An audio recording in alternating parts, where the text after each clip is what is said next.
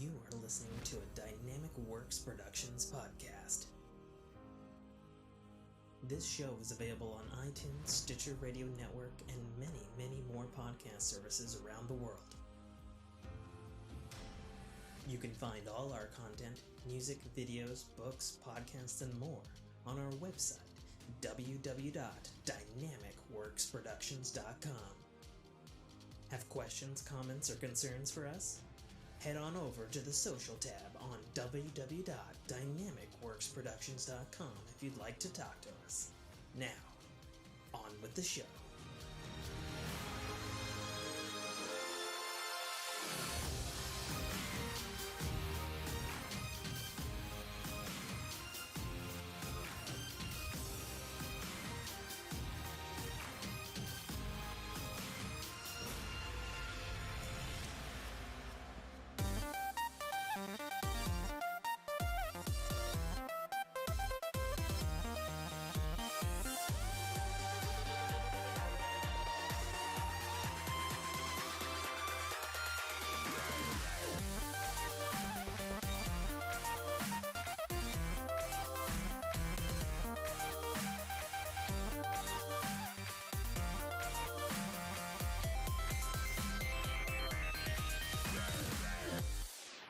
What's going on, everybody? Welcome back to another episode of the Fork in Your Ear podcast. I'm your host, as always, author, podcaster, and gamer, Tim K. Trotter. Joining me, as always, in the hot seat, at least on my screen, he's in the left seat through the Skype interwebs. The one, the only, the natiest of foos, rocking a legendary Halo legendary setting, gamer chair and/or cover. I don't know if it, whichever it is. And that's just a patch as on though my he chair. wouldn't notice, also rocking a Danfinity shirt, which is true. Okay. This is also true. Yeah, but I like, in my mind, it was like the immediate retort was like, Tim, you don't have shirts. To which my retort would be, you're fucking right. You make shirts, I will wear them. You make hats, I will wear them. Very true. Oh god, I silenced all my shit. No, you didn't. No, I did not. Tim's coming a little hot, a little tipsy. Nate's chugging a Coke, a regular one. Trying to stay awake, man. Liquid form. Yeah, how's your week been? Or we want to just get straight into the ring? What do we want to do? You tell me, Nate. Let's just get right in. Let's go right into life, and we'll spin for the next one. Okay, we'll go right into life. Sweet. Yeah, why not? Because let's discuss your sobriety or lack thereof real quick. My sobriety, okay. Yes. Well, as everyone knows, I've been to multiple cleanses, rehabilitations, what have you. I have not been sober since before COVID, but the sneeze coming on. I'm actually going to mute my mic because I know it's going to be loud.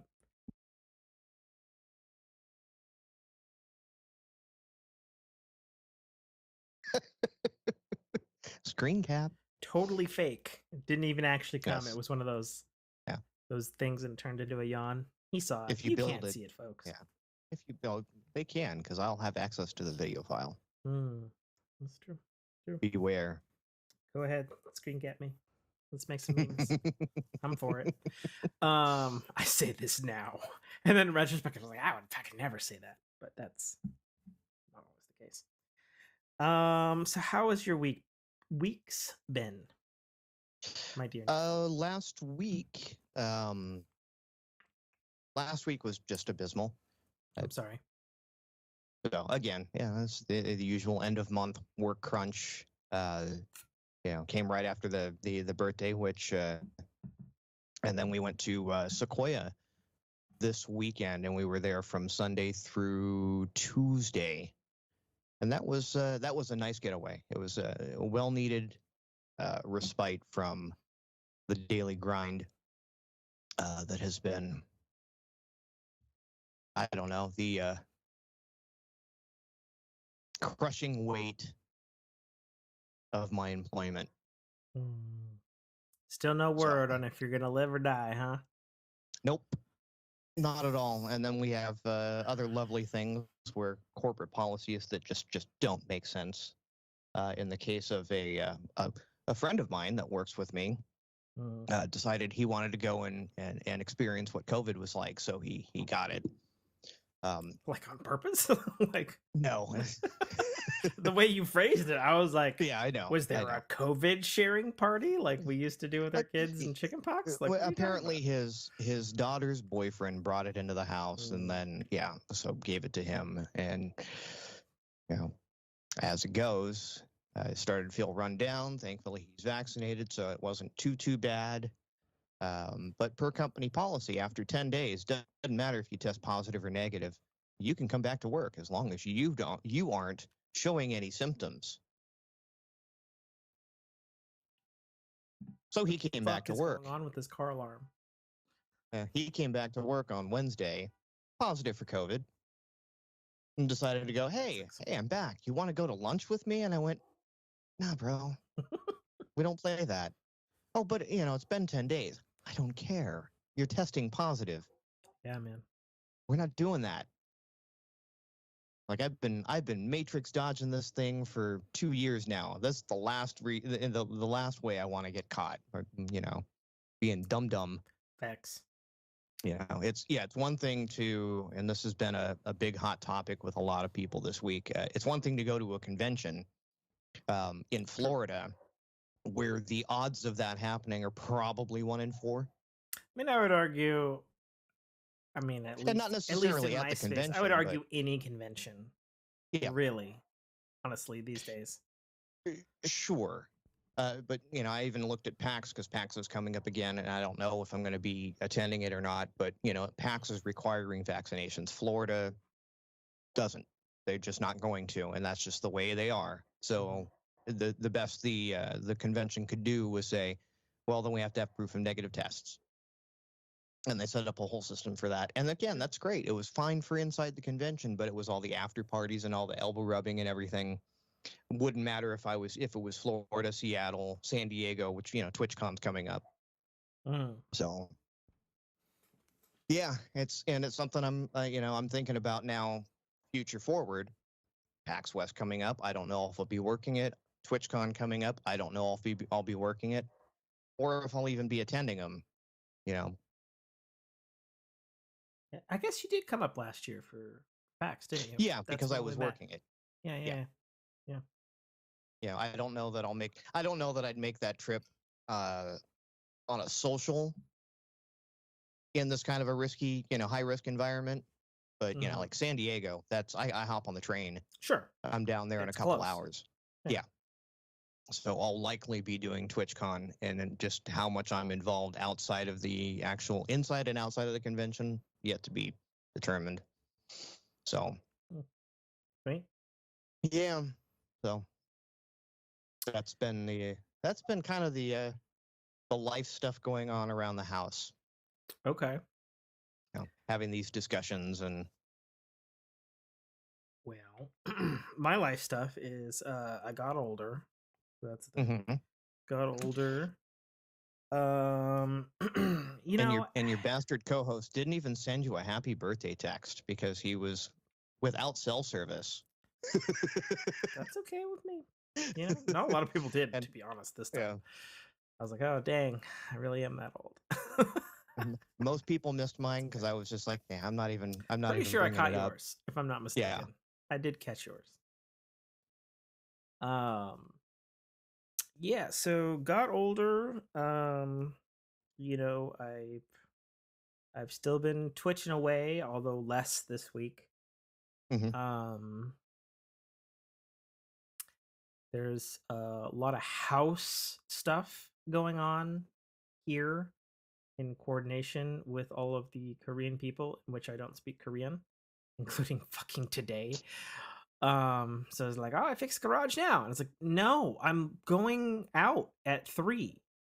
I come at 3? No, I'm leaving that. There's nobody here. And then finally it was scheduled. And then 30 minutes before 3, they're like, oh, garage got canceled. We come Monday now. And I was like, okay. Sure. Wow. Okay. And I'm not trying to be like super rude or racist. I don't speak Korean.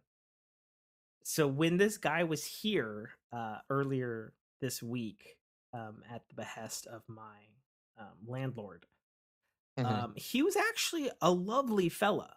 And at the very Okay. least, in person, you can emote a little bit and stuff. And when he saw that I was also a general contractor, we could speak tool language. And once we got that down, it was much better and stuff, Right. because we're getting a list of like 10 things the house needs to get handled, because we're on our re-up for our contract right now. So we're getting that shit Okay. handled between like fucking 6 different goddamn parties, and it's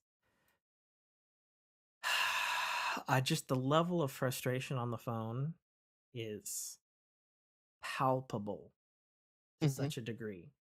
And it sucks because I feel like in person, even if there's a huge language barrier, which there is, like I can work with it enough until everybody's on the same page. Right. Uh, and like, I was trying live translate out a lot actually. And that definitely was not super accurate, like Google would have you believe. Thank you very much. It'd be like Did you insult his family no, no, accidentally? no, no. It was really just for me to listen and then kind of say more simple terms for things, and Gotcha. pointing and stuff like that. But any of that. Anyways, he's a nice dude, and obviously he did know his stuff. Like when it did come to actually working, and I realized I just bashed the keyboard there, and I'm hoping checking all of my recordings everywhere. um. So another thing was, I've been feeling the itch. I mean, I always feel the itch, but I felt it really strongly after we last had. There's creams for that.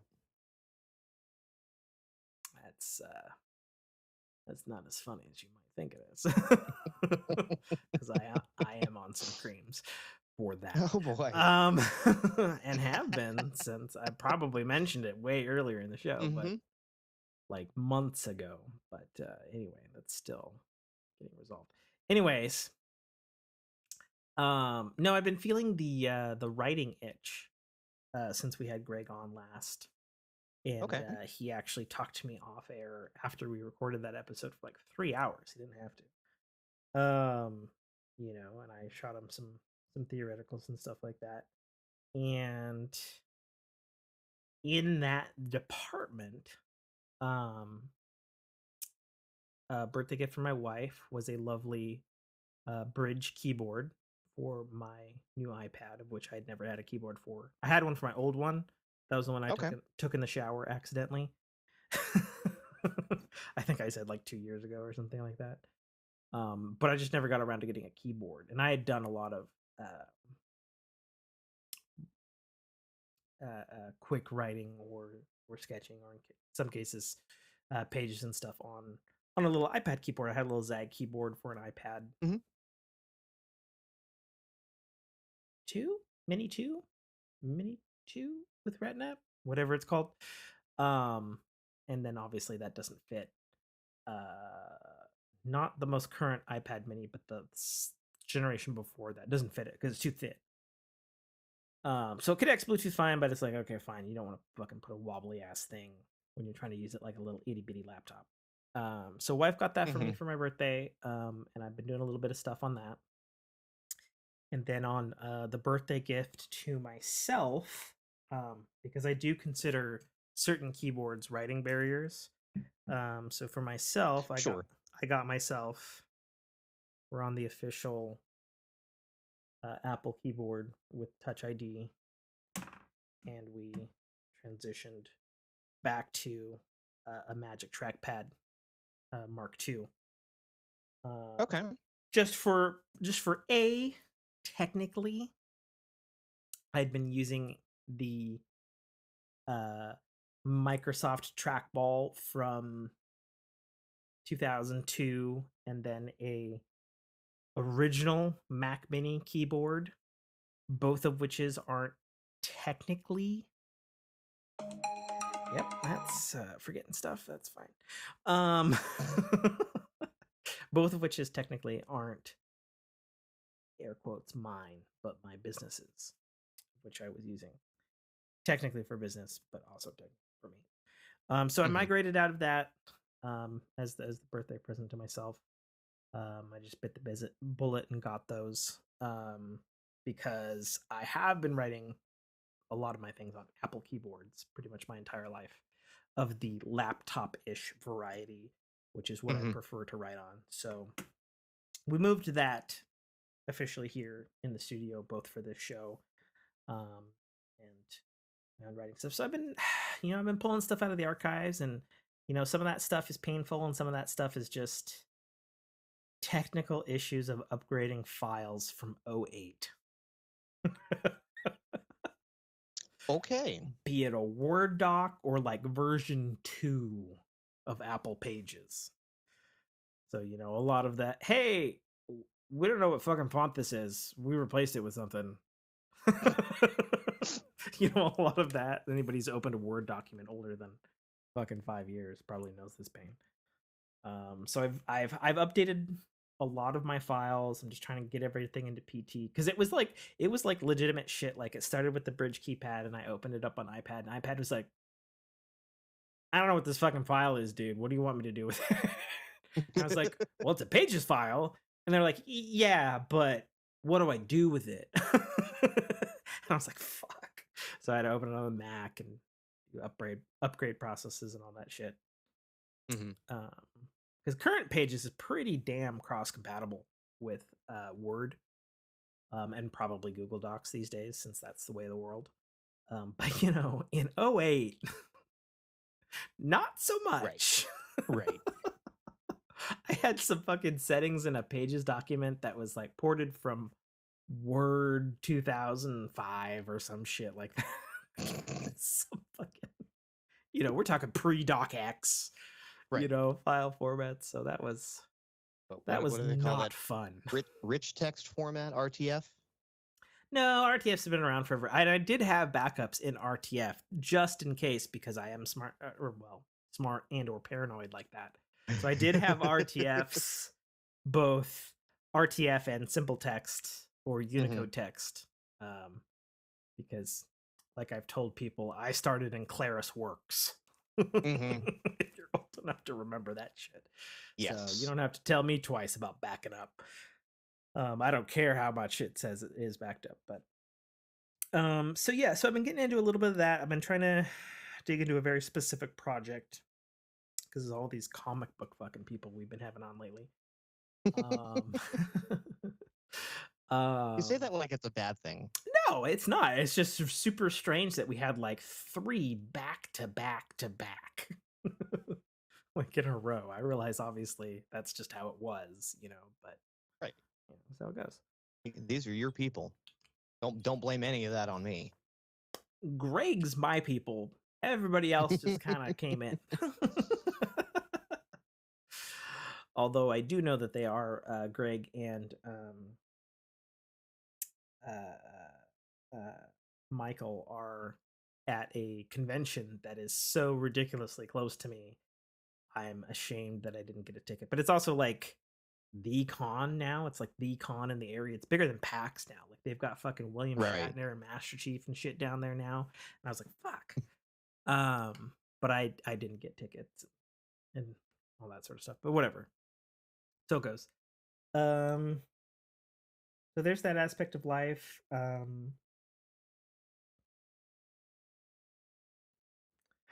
Me and the wife have been fighting a lot lately. So that's a thing. Oh no. That's always lovely. You too? Oh, it's going around, huh? Yeah, something in the air. Nah, it's just well, I know my wife's allergic to cottonwood, and when I look outside, it fucking looks like the upside down out my window. So I don't know. Yeah, we're on summer break. Jesus Christ. For turn your stuff off, dude. I got the phone. And technically, my watch is muted, but that was for my mom, so I have her on bypass. And everything okay? Fucking some X-Files thing, so I'm gonna put her on Do Not Disturb. Okay. Now, with us being on summer break and everything, it's just like there's a lot of hours to fill with children that are used to a certain routine Oh, sure. that just basically got sent into upheaval. Mhm. And it should be a good thing because now they get, all this free time that they can spend with, in this case, mommy and auntie, Mhm. um, that they don't normally get. And it's just like, now they're losing their goddamn minds, Mhm. um, kicking, fighting each other, How old are your fighting kids again? us. 5 and almost 4. Okay. So 4 is getting there, So, and 5's just on the cusp of starting to be a person, perhaps.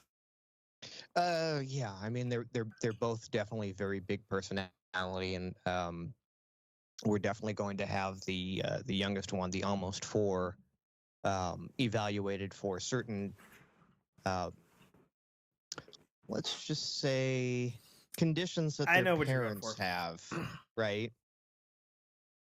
That made our lives a little difficult that she's showing signs of. So Mm. we're going to have her evaluated for that. Basically, mostly ADHD, I mean, at a head, as we call it. that's your prerogative, man. I Yeah. I would never do that to a child that young, but that's my own No, no, personal no. thought on that, and I don't want Evaluated, to get into it evaluated, not necessarily. medicated, necessarily, but evaluated to Either see if it's a thing, right? would be my No. personal stance on that, but Hmm. we don't have to get into that. That's fine. Yeah.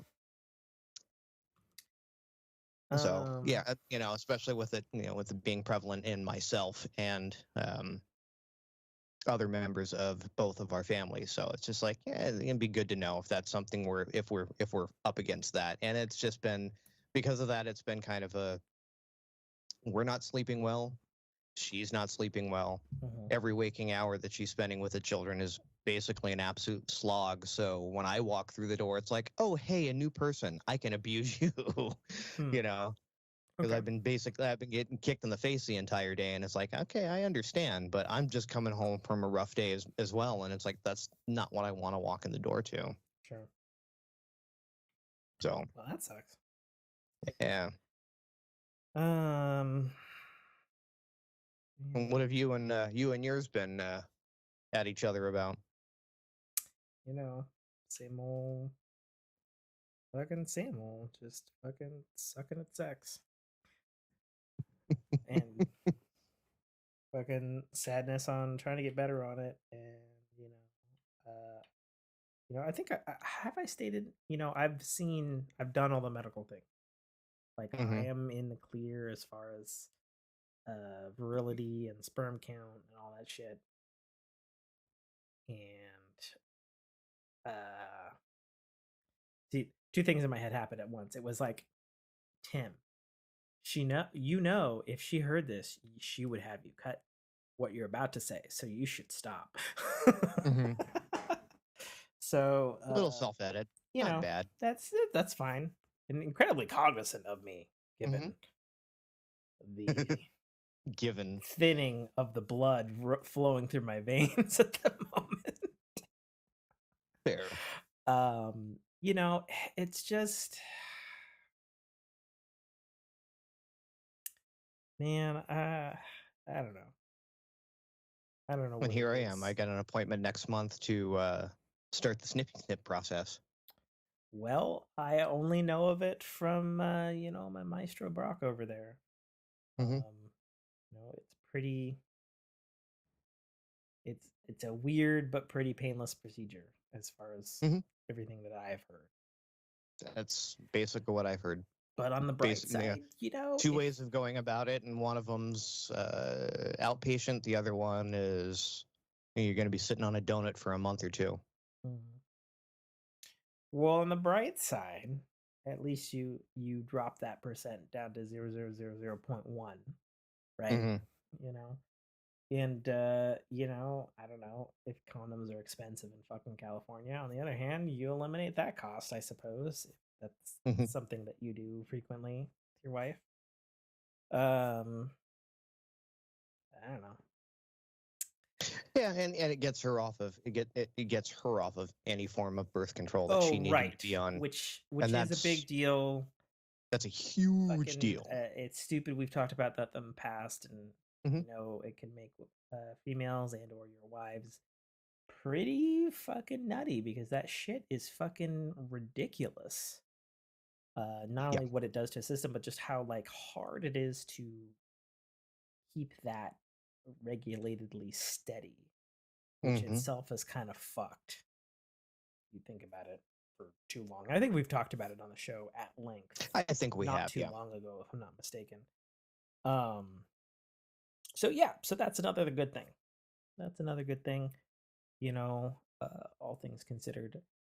Fuck, life popped into my head and it went away. Oh yeah, so it was my birthday a week ago. I'm older. I did way too much cheating. You probably can't tell it too much right now, but my nose is about twice the size that it should be. It was 3 times this size on Monday. Oh, your body's saying, "Why are you putting this stuff in Oh me?" yeah, my body is so fucking mad at me right now. Like I got these fucking like mounds on my back that have been keeping me up at night and then bleeding and it's fucking yeah. I started with a Dick's burger, which would be it's a Washingtonian thing. It's It comparable to is. It still makes me chuckle every time someone says they just ate a bag of dicks. and it is spelled that way and Hmm. I'll take it in stride as a Washingtonian. And they lean into the memes. It's okay. It's okay. They're good people. I had Dick's on Thursday. And then Thursday I wasn't gonna do anything, but then my folks were like, hey, uh, we've actually remembered that it's your birthday weekend. We want to take you out to dinner. And I was like, oh sweet, where do you guys want to take me? And they're like, oh, Red Lobster. And I got to Red Lobster and I was like, I'm not gonna cheat, I'm not gonna cheat, I'm not gonna cheat. And I can't have And then those rolls come clams. out. Yeah, those cheese rolls come Oh well, out. yeah, the cheese rolls too. That's also true because wheat, and I don't do wheat. So I had 2 of those specifically, only specifically 2. But I cheated on something bigger that's actually even higher on me on my allergens list, which is clams. I had their clam chowder. I haven't had clams, by the way, in like 3 years. Did you put it in a bread bowl just for good measure? I don't think Red Lobster's ever done bread bowls. Yeah. Good. I've had bread bowls in the past. We had a place here in Washington called Zupa, Hmm. which was like this like weird like upper class, but at the same time it was like a fucking all you could eat buffet and like this weird 90s architecture. It was awesome. We used to go there all the time as a family. They don't have them anymore. But it was like you could have like a fucking like giant ass bread bowl thing and then like fucking Fruit Loops for dessert or some weird shit like that. Like it's fucking weird. But it was awesome at the time. Obviously, it doesn't exist anymore. Google it. It's probably defunct somewhere on a Wikipedia page. Um, so I had the clams, which were fucking delicious, of course, because clams are.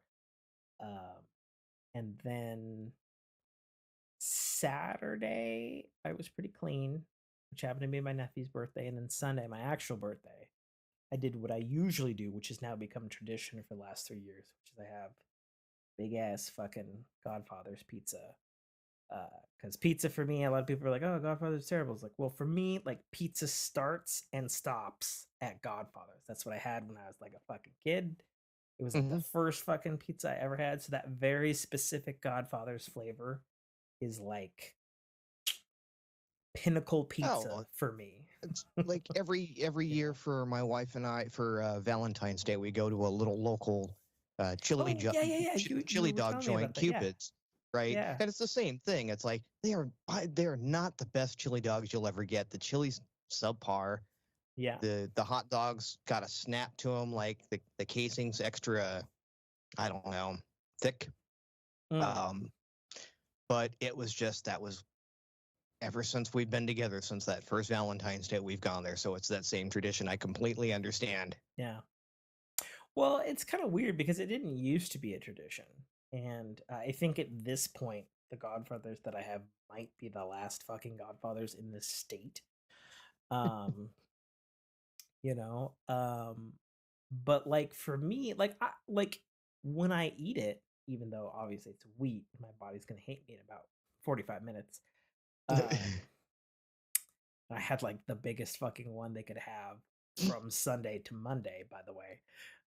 So I'm still fucking recovering from stuff. It's just that, like, it's never been shitty to me. Like, it's always been so consistently Godfathers. And whether that is shitty or not, I'll never know because I've never had this famous New York or Chicago slice that everybody talks about, you know. But like for me, it's just like, oh man, this is like the pizza, to Mhm. eat, And I've had artisanal pizzas, like we had some local places come and go over the years. Back before I knew I couldn't eat wheat, or the general one that's chain that's considered artisanal, could be.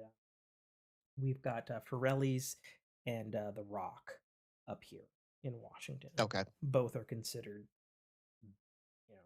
upper pizzas or whatever, And I've had Sure. them, and they're fantastic, But like I said, for me, it's got to be the It's, they- Godfathers. it's It's got to hit fucking you right in the feels. the There's a Godfathers. yeah. There's just something about pulling it up and the pizza doesn't fucking dip like a fucking slimy ass piece of shit, And it, like, I don't know. There's just something about it.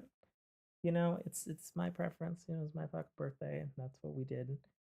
Um, Originally, the wife uh was gonna get me some pie because we had an argument the night before my birthday, at my nephew's birthday party, because he was born a day before me, so I gotta live with that the rest of my life. Um, But he's um, younger than you, so yeah, you were he's born. 2. Yeah. Yeah, it's all right. It's fine. I'll just continue to complain about it, and then eventually turn into a cool uncle, hopefully. Um, That you share a birthday with when he's 21 and you can go out and drink together. Oh, wait. Something like that. And probably not, given how much of an alcoholic his father is. Um, where was I going with this? Oh yeah, I had like a weird spat with the wife, like the day before at Ezra's birthday party, and my nephew.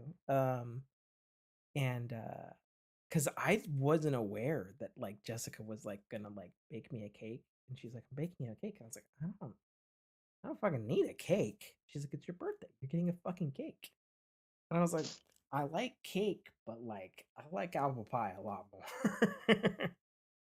And then somehow Dumbass. that got into an No. argument. She's like, "Fine, I'll find Dumbass. you a fucking apple pie." And she did search for an apple pie. Um, Tim. I know, but I wasn't thinking That one that. was your fault. I was That one was thinking your with I fault. genuinely like apple pie more than cake. That is true. Like it wasn't And you like can buy yourself your own fucking apple pie if you want one. When your wife makes you a cake, you eat cake. yeah. So ultimately, You ate I cake? got homemade cupcakes. Is what I got on the birthday there. But for those curious, on my birthday, which was fantastic, the date June 12th was also the date of the Microsoft conference, and I live streamed it, uh, with my good friend Daniel, who's abandoning me for the East Coast in September. And so if anybody wants to watch that, go to my Twitch, Tim_T. Or I no, missed that's not it. That's my I Twitter. missed all of it. Oh man, did you see any of it since then? Because it's gonna come up in None this of it. show. All right, well we'll talk about it, and I'll give you Yeah. my Like slightly lubricated I've been thoughts. back in cell service area since Wednesday. Where'd you go? Sequoia. National forest, Good. basically. That makes There more was sense now that you've yeah. completed that full sentence. Filled in the blanks for me. Very good. Yeah. Lots of trees, not a lot of cell phone towers. There was basically one rock in the back river behind the house that we were staying in, where I got a half a bar of 5G and barely at that. That like I was sitting out in the middle of the water and all of a sudden my phone starts blowing up. I'm like, the fuck is going on here? And it's like I'm getting all these text messages and everything that finally can come through. Yeah. And the Wi-Fi that was there is, if you know anybody that's familiar with the internet providers, it's HughesNet. I'm sure Jessica would probably know what you're Mm-hmm. talking about. And And our HughesNet is Californian basically sad. listeners. It's basically no. It's a lot of rural areas have it because it's satellite. Okay. Okay. So we're talking like when I did a speed test, I had 3,486 millisecond ping. Cool. And then 8 down half a meg up. The 2010 says hello Mhm. for most Americans. Yeah. And granted, it's better than nothing, but yeah, Sure. you can't do anything with that. I wasn't streaming anything. I understand. So, Well, but yeah, catch me up when we get to games. We'll get to that in due time. Mhm. So yeah, there was that. Life the last 2 weeks have just been still just a maddening standstill of the occasional service call, and then doing nothing because we're waiting on just fucking oodles of shipments of product and Mhm. stuff for oodles of jobs that are just it's gonna be a fucking mad rush When once stuff starts when it arriving. comes Stuff was supposed to through, arrive Friday, by the way. It hasn't arrived yet, so I'm like, oh fuck. And we actually you, have a pretty full week coming up, so I'm like, fuck. It's gonna arrive sometime next week, and I'm like, shit. you're probably gonna need like a temporary guy here and there, huh? If we had the amount of capital and liquidness, perhaps, but we're not there yet. If Gotcha. it was like this all the time, yes, it would be great to hire a gopher for sure. But Mhm. that's not where we're at right now. Soon, perhaps, if it stays like this, but we'll see. Because our summer's already been weird because of the shipping delays. So who fucking knows? And then, like I said, we've had our best quarter ever. So I'm like ever, like even before I ran the company. So it's like, who's to say what the fuck is gonna happen this year? Who's to fucking Right. say? Because none of the previous projections mean diddly squat. Um. So yeah, that's basically been life, and I've just been, you know, the week after the last podcast we did, I was doing fucking jack shit. I was trying to do some stuff here and there. I'm trying to get a truck back up and running that I let the fucking registration lapse on, which is a huge mistake because trying to get it back now, it's like, fuck me. Mhm. And it's very difficult. Because I have to have an in-person meeting with the DOL, and well, good luck with that up here. So, because so is everybody else. So that's happening. House is happening. I've been attempting to keep myself somewhat physically fit and not just a fucking lazy fuck. So in between streaming, I've actually been doing a shit ton of PlayStation VR for exercise and mobility and stuff because for whatever reason, so normally June here in Washington is like 90-degree heat, fucking sweltering, Mhm. fucking sucks.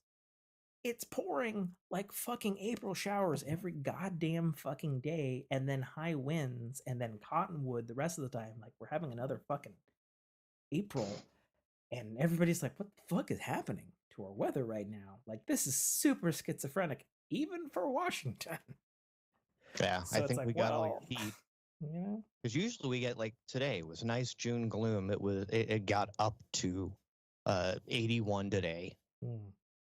It's been 99, 95, 100 going up to this, and it's like this is California weather, So it just not now. so and this is weird for this time of year for this state because we're usually like Mm-hmm. in our 70s and stuff for evening, which is cool. It is fucking 54 degrees right now with rain and cold winds. Like it's cold. Like me Yeah, and I the think wife were it's debating 72 turning the currently. heater back on because like we oh shit, that's the other big life thing. I guess. Sorry. And I meant to share this with I'm just gonna share it with you in text because it can take too long to fucking send to Discord. So you can see here. Let's not do a 4-hour podcast, he says. Yeah, I'm not. I swear to God, I'm trying. I'm trying real hard not to.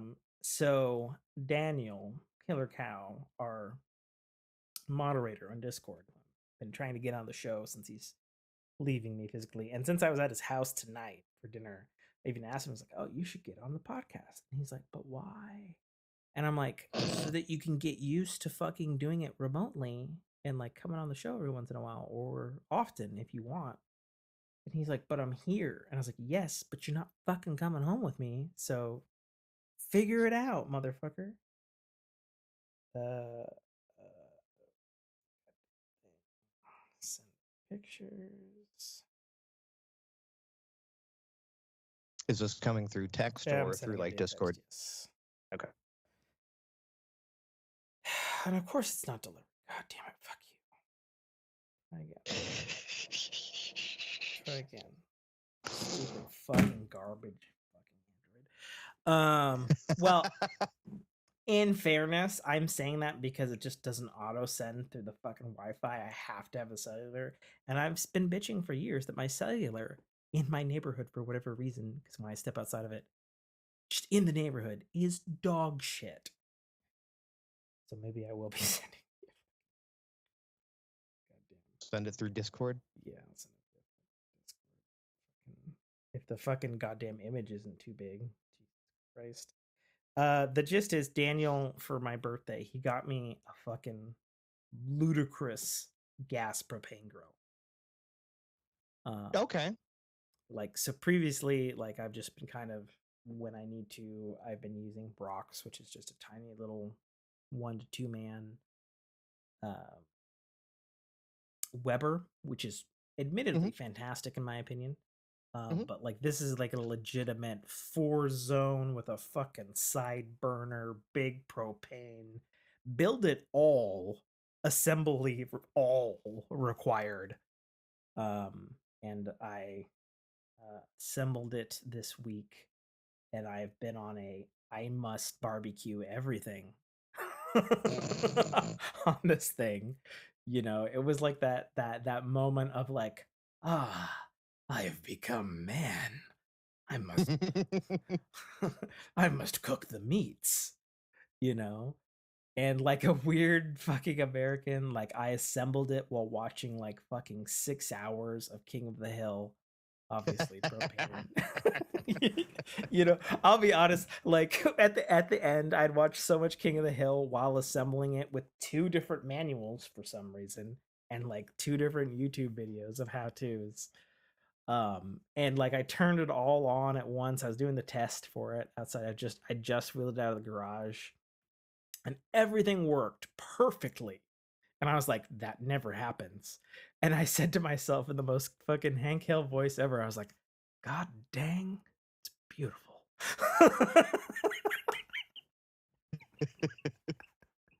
And it was, you know, it really was. It was so stupid a thing, but like that is the right reaction to have. To finally like stepping up to some big boy barbecue equipment. Yeah. Okay, so here comes a couple of images. I'm just gonna send it privately for now.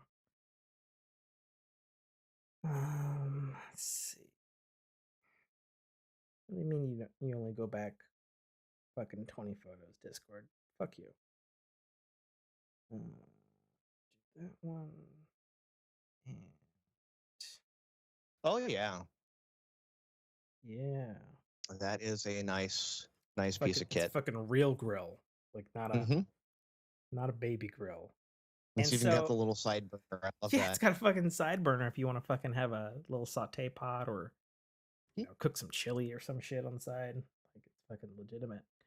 You know, and he got me the tank and he got me a cover for it since it's Washington. Though that was the only part that was truly like a real fail. I put the cover on it after putting on my porch last night. And I put the cover on and I zipped it up. The cover immediately tore. Like so much. I was like, well, I put it together too easy. So I guess I'll take this. Something had to give. Something had to give. If it was the fucking cover, sure.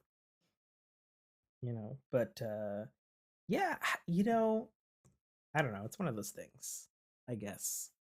You know, you get older. You know, I do enjoy well-cooked meats, and obviously I'm the man of the house, so I have to fucking figure out how to do that now.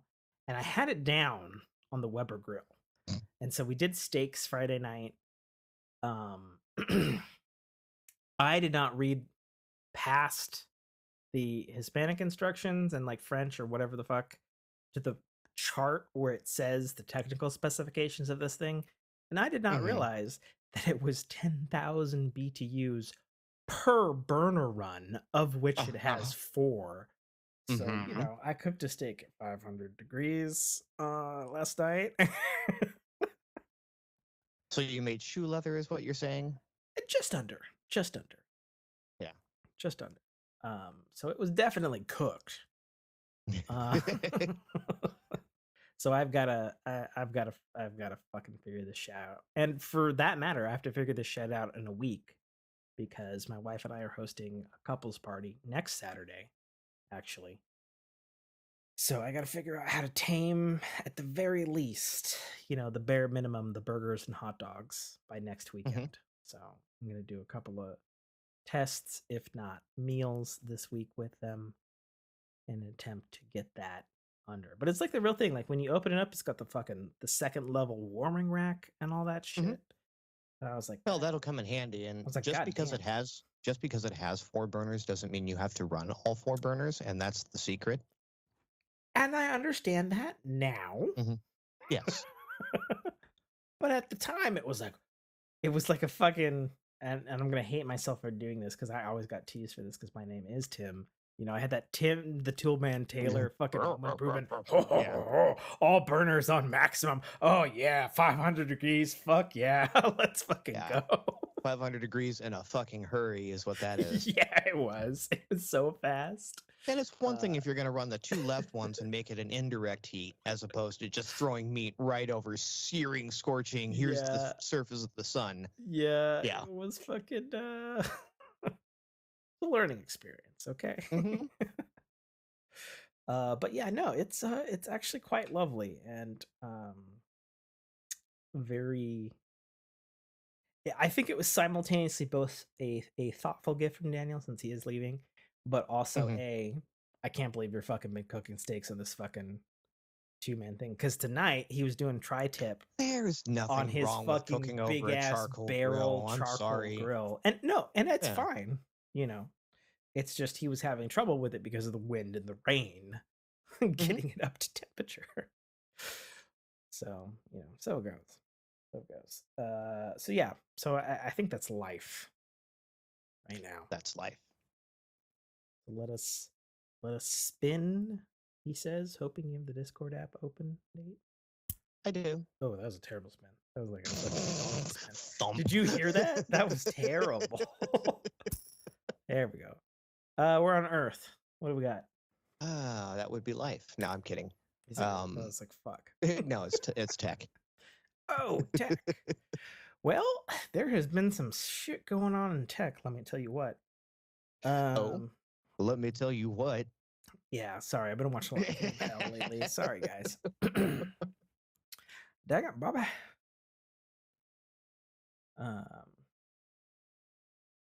Yeah, I didn't see much in the Discord other than that battery thing. Oh, which I'm glad you brought up because I would have glossed over. So there's a battery thing. This company has officially been selected / locked down by, what was it? BMW, Audi, I think it was in the article. It's one of the two. I don't remember which. I've been drinking. This is my excuse. I will find out. Fam. But they've been officially locked down by that. They are using dual cell, dual chemistry. And they have been able to take a Tesla that has a range of 300 and give it 500 miles per electrical gallon, so to speak, by having intelligent switching and or directional flow between the 2 different chemistries. And if you don't know what I'm talking about, Fork Fam, basically, battery tech is complicated and there's not a lot of advancement in it. It's probably the least advanced technology we have if we compare it to computing and everything else that we're advancing in technologically. And they've been this way because of there's chemistry that works and there's chemistry that doesn't, and then some new Right. materials help chemistry be better or worse. So, for example, pretty much everything that's not a AA Duracell is a lithium ion or lithium polymer. Ion would be Most of your cell phone batteries are lipos. Mm-hmm. For those who don't speak the lingo, lipo, lithium polymer. Lithium ion would be more like a traditional battery in which it's a filled chemistry thing, but they're very potent.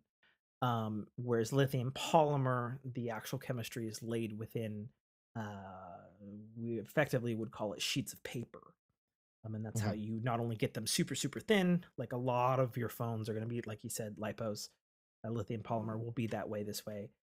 Not only because it's ultra thin, but because you can also cut the battery into different shapes to fit different cell phones and whatnot.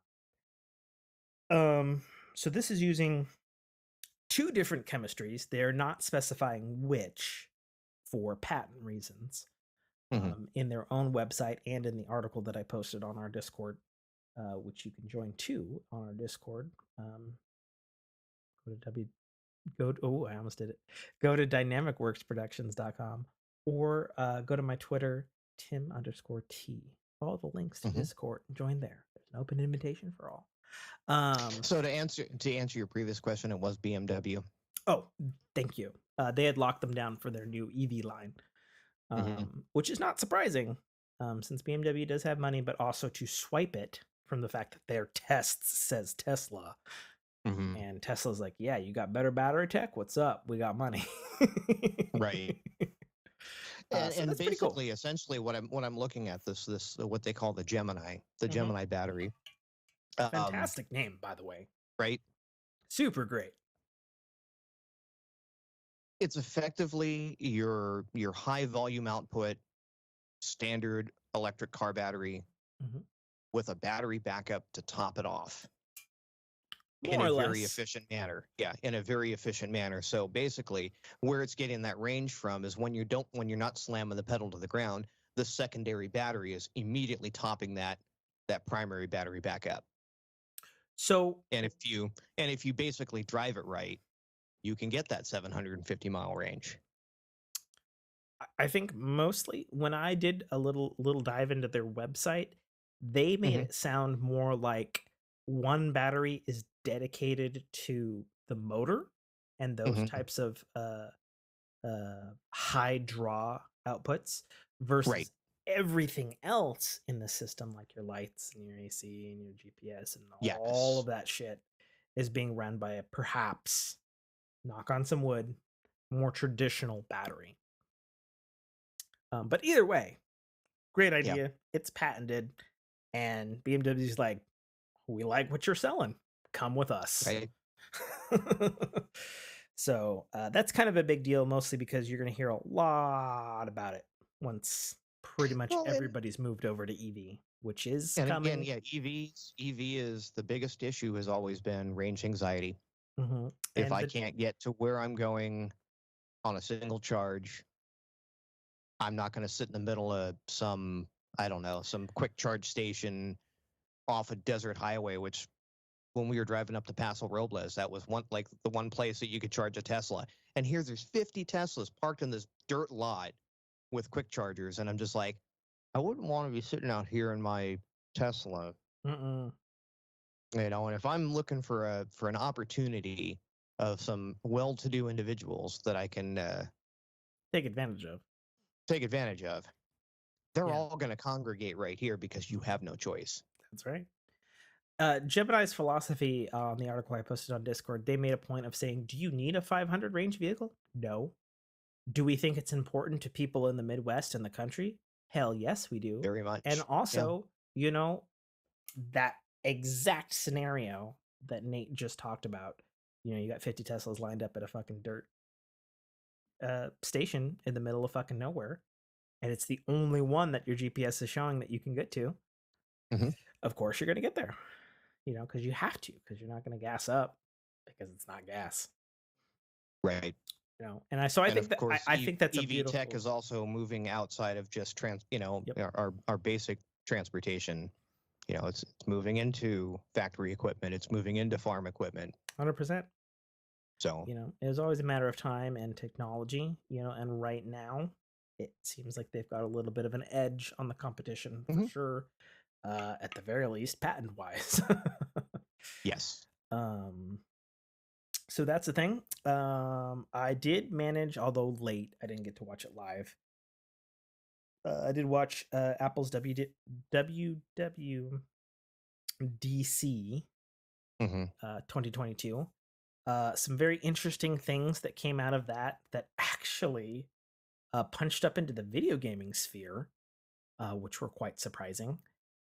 Number one of which, and I'll just label it off here since it's in technology, was that No Man's Sky is coming to the Mac and iPad. And I went, what the actual fuck? But they specifically showed off a piece of technology for their Metal API, which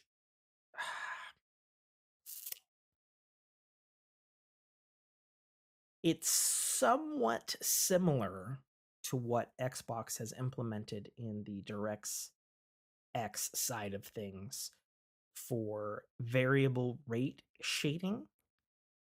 They had a pretty neat 3D, not at all real, but to show people what it's doing behind the scenes in code, where they showed rendering like your player character and like your spaceship and some stuff immediately up front in high resolution, and then rendering everything else at much lower fidelity. But because of the distance away from your perspective, looking at the screen, it didn't matter. But by also doing that, cutting way down on the RAM usage, which would make sense because, as anyone will tell you, especially as a big No Man's Sky guy myself, No Man's Sky is fucking hungry for your RAM. Yes. And if you play on a base Xbox One or PS4, you know exactly what I'm talking about. With like 7-minute load times and pop in and stuff like that. So it's interesting to me, not only that literally No Man's Sky was mentioned and demonstrated by Apple on stage, but it was just like, oh yeah, we have this running on, and they were careful to say specifically M1 equipped iPads, which is pretty much exclusive to the Pro line and I think the most recent Airs. So basically Biggie Boy full processors. But that they were also careful to state, how little RAM it was using. And that was pretty much the only way you could get that fitting on an iPad. So I was quite curious about that, not only because it was announced at Apple, and I sure shit wasn't expecting No Man's Sky to be fucking literally just on stage name dropped. I was like, what the fuck is happening? Right. But also because No Man's Sky had already announced. Deal? Right. Well, No Man's Sky had already been announced that it was coming to Switch this September, which has 4 gigabytes of RAM and really old processors in it by comparison, especially to any of the Apple stuff. So I was like in my head, I was like, there's a couple of things happening. Either Apple did make a deal, or head honcho genius of No Man's Sky, Sean Murray, who's designed the whole fucking game engine, reached out to them because of their mobile optimizations for No Man's Sky for Switch, which is ARM based. So it would be the first ARM platform for No Man's Sky. And he's previously said, going all the way back to the beginning of No Man's Sky in 2016 when it first revealed, it's a extremely processor hungry game because it's generating every fucking thing as you look at it while you're looking at it, like with algorithms, and I'm like, I wonder if he's like, he figured out his code maybe runs better on ARM or his particular version, or he fucking was playing around with it and was like, oh hey, He showed it off to Apple or some shit. And they're like, oh, hey, we're also developing this API. Will this work with this thing? And he's like, sure, Right. or some shit. And so it's wild to me because, like, by the end of the year, No Man's Sky is literally going to be on every available fucking platform, I guess, except for Android. Like, it's and fucking and, and Minecraft. Like, it's Samsung fridges, right? everywhere. Wow. Sure. Yeah. That'll be the next meme is will No Man's Sky run on this, right? Because Sure. that's Doom, right? I guess. I don't They've know, man. gotten they've It's gotten Doom wild. to run on everything. All I'm saying is for No Man's Sky, and I realize this is a technology segment, but holy fuck, we need account saves now. Like we're at the point where I'm like, yeah, I would legitimately play on any fucking device I have in front of me, but I need an account save because I have, I have two like fucking 500-hour fucking And that's plus got to be the saves. most tragic thing about the whole No Man's Sky saga right now. It's like, we'll play on anything. You just have to start over every time you do. Sure. But I'm hoping Like, because end of August is their anniversary month, and they always do their huge update around then. That whatever other crazy thing they're also fucking putting in, because they've added a lot already this year, and I haven't even gotten to it because I've been fucking Elden ringing. I hope it's account save because they already yeah, have, it's already because that would be, talking. I mean, that would be enough of a holdover. I know the end game is obviously cross-play, cross-save. Yes, I would hope so. I think there's only a couple of things because so the way it's done, because there is 16 quintillion planets, which is a stupid number, but it's true. And PC, Xbox, and PlayStation, those 16 quintillion planets are basically their own universes, right? They don't overlap with each other. However, all of that shit like goes to a server at No Man's Sky stuff, because when you log a discovery, it's logged for all the players that this player found it at this quadrant, quote unquote. Right. They've claimed this planet, they've done this thing. If you build a base there, it appears on somebody else's game. So I'm wondering, if what the solution is to that. Because if you do your cross save, your cross, because it already does crossplay somehow. Like, how does that? I don't know. It's their problem to figure out. I don't know. It's getting too far into it. I could talk about it all day. But anyways, the big huge thing in WDC or WWDC for Apple was that they did announce the successor to the M1, the M2 processor, based on their 5 nanometer plus design, which would be the type of iOS chip that is in the iPhone 13 Pro, which surprised no one, considering the M1 was already based on like a couple years ago old tech, and they just scaled it up to the point where it was just Right. fucking just so beefy it doesn't even fucking matter. So the Apple hardcore enthusiasts actually did several weird double takes on this. So on the one hand, they announced the M2, which is 15 to 28% faster across the board, depending on whether or not you're looking at CPU and GPU, compared specifically to the M1, which was already pretty ridiculous. But at this point, it's also a 2+ year old processor. Right. So some people were like, oh, well, but it's not as powerful as the M1 Pro or the M1 Max or the M1 Ultra. And even Apple was like, yeah, you are correct. It is not technically pound for pound as powerful. However, you're At the comparing cost. a Yeah. 7 nanometer chip to a 5 nanometer chip. You're gonna have more power efficiency. You have a brand new neural engine, which is like 3 fucking times as powerful. And its GPU starts more cores, and then it's the newer tech, so it's already like way better. So people have already spec'd them out because they were already in people's hands. It's coming in just a little under an M1 Pro if you get that chip today. So in all reasonableness, it's like, yeah, because it's newer tech and it's newer stuff and it's newer this.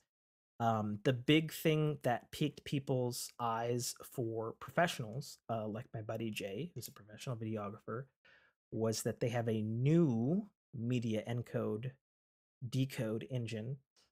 Because previously it had been tuned for H.264, and I guess they've got a new one now that'll do all of that, juggling act, but also do H2 uh, or H.264. H.265, Okay. which I guess people are using now in the professional world. And he said that personally is a game changer for him, because shorter render times equals more Mm-hmm. money, equals more projects, equals et cetera, et cetera, et cetera. So that was a big deal, just speaking for him, because I'm like, okay, cool, whatever.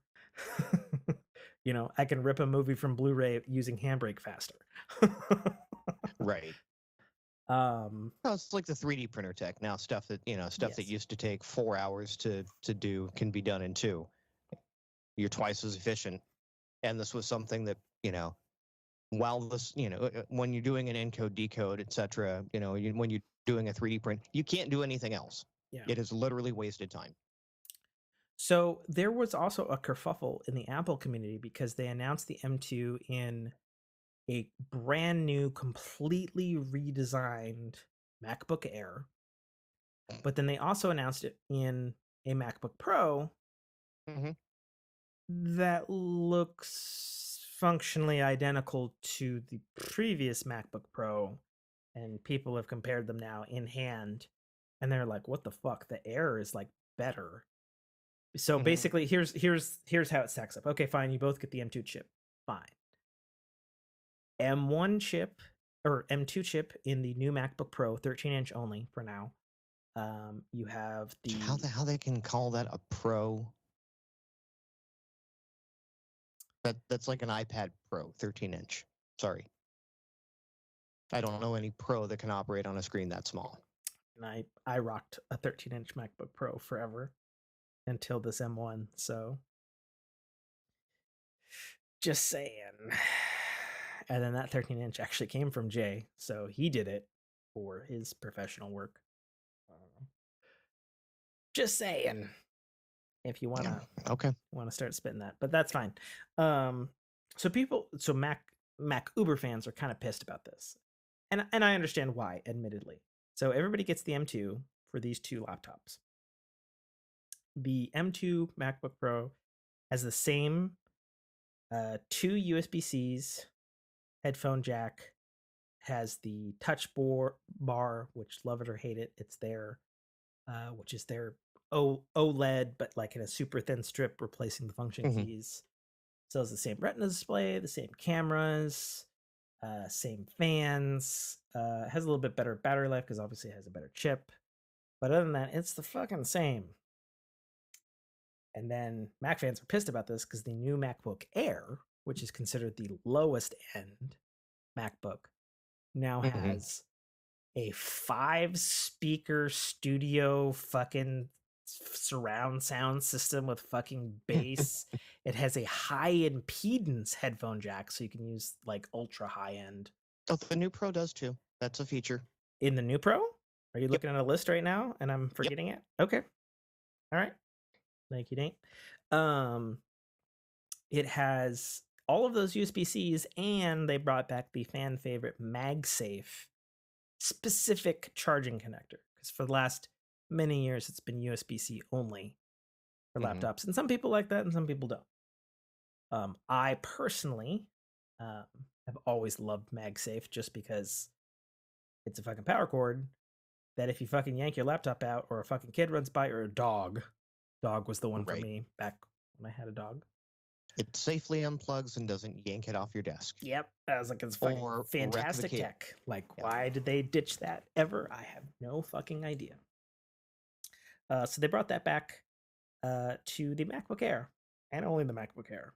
And people are like, so the Pro users just fucking shaft then if we want all the new stuff. We get a new chip, same body. And they're like, cool, great. And I understand that, it's like, okay, sure, that kind of Oh yeah, they also get a new front-facing camera built into their display. It's like ultra wide HDE or something like that. It's got a notch. They brought So a they've had a notch notch. for 2 years now Okay. since the M1. Why does it have a notch, you say, when it doesn't have Face ID like our phones? Uh-huh. No reason. It just has a notch.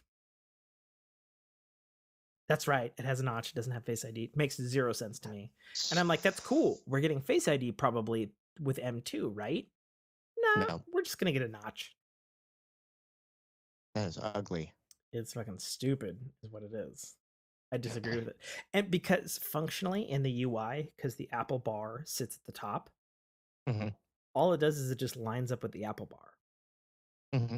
And I'm like, okay, and Does it need to be so damn wide? Is what I'm looking at. I'm like, it's got a camera in it. Okay. It doesn't have. If it had Face ID, I'd understand because it's like, okay, you got a camera, you got a The flood dot LiDAR, projector, you got Yeah. like 5 different sensors that have to stack right there, Mm-hmm. and it makes sense. But it's like, how the fuck, Apple, do you not have Face ID on your laptops when you already have the notch for it? Mm-hmm. It makes 0 fucking sense. Right. But I digress. So some other cool tidbits. And it's actually kind of wild, and I can't believe, honestly, like fucking Microsoft or Samsung hasn't done this yet. And if they have, I'm sorry. So they're allowing the next iOS and macOS to talk to each other so that you can use your fucking iPhone as your webcam. Since your iPhone has like a fucking 48 megapixel fucking ridiculous camera. Right. You know, with LiDAR, you know, and all the shit that should have been in the notch we were talking about. And so they're allowing you to use that wirelessly. You just bring it near when you do video camera mode, and it just magically works. You know, as Apple says. Yeah, I've had third-party apps on Android to do that, to use it. Oh, yeah. That's actually before I got my fancy webcam, I was using an old repurposed Samsung phone as my webcam. Nice. You know, and why not, right? Like they all got cameras in them already. Why not? It was a great camera. Just had a little bit of delay, input delay, and that was, again, for game streaming. I didn't care. Yeah, nice, sweet. So they're making that standard with macOS and iOS 16. A couple other big things coming to iOS, and I was a little skeptical of some of this shit, but it seems like they're going that way. They showed some like Google ass features with the new iOS. Oh, with Ventura? Oh no, sorry, that's macOS. No, Ventura is the new macOS. So with the new iOS, they showed a feature that's basically an evolution of a feature that already exists, where you can like look at a picture and you can like rip the text right out as it is and like copy and paste, drop it in a document, whatever. But they're showing that you could do that in videos now, like while they're moving. And I was like, okay, I understand that given a solid picture, but I'm just also like, when would you do that? And then they showed me an example of like, oh, if you want to record your lecture at your college and then what, you know, your professor has on the board. And I was like, okay, in that specific scenario, that would be fantastic. You know, sure. Why not?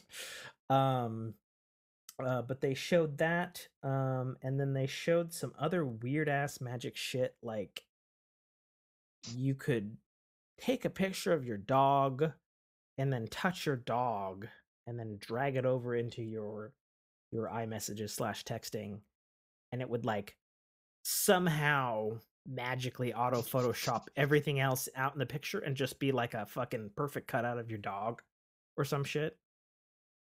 And they were, I don't know, they were talking about some fucking like crazy ass AI machine learning algorithm shit for it and whatnot. And I was like, and fucking fireworks for 4th of July, of course. Even though we've had fireworks the whole fucking time on this show. Oh, that was you. I'm like, yeah, that was me. Did you hear fireworks? Okay. Oh, and then my camera just decided to fix all of my exposure magically. Thanks, Fraser.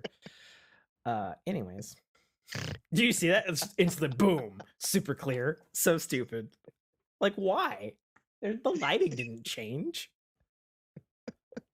It was like, oh shit, I'm scared. Maybe I should focus because a gunshot or a firework is going. It was so stupid.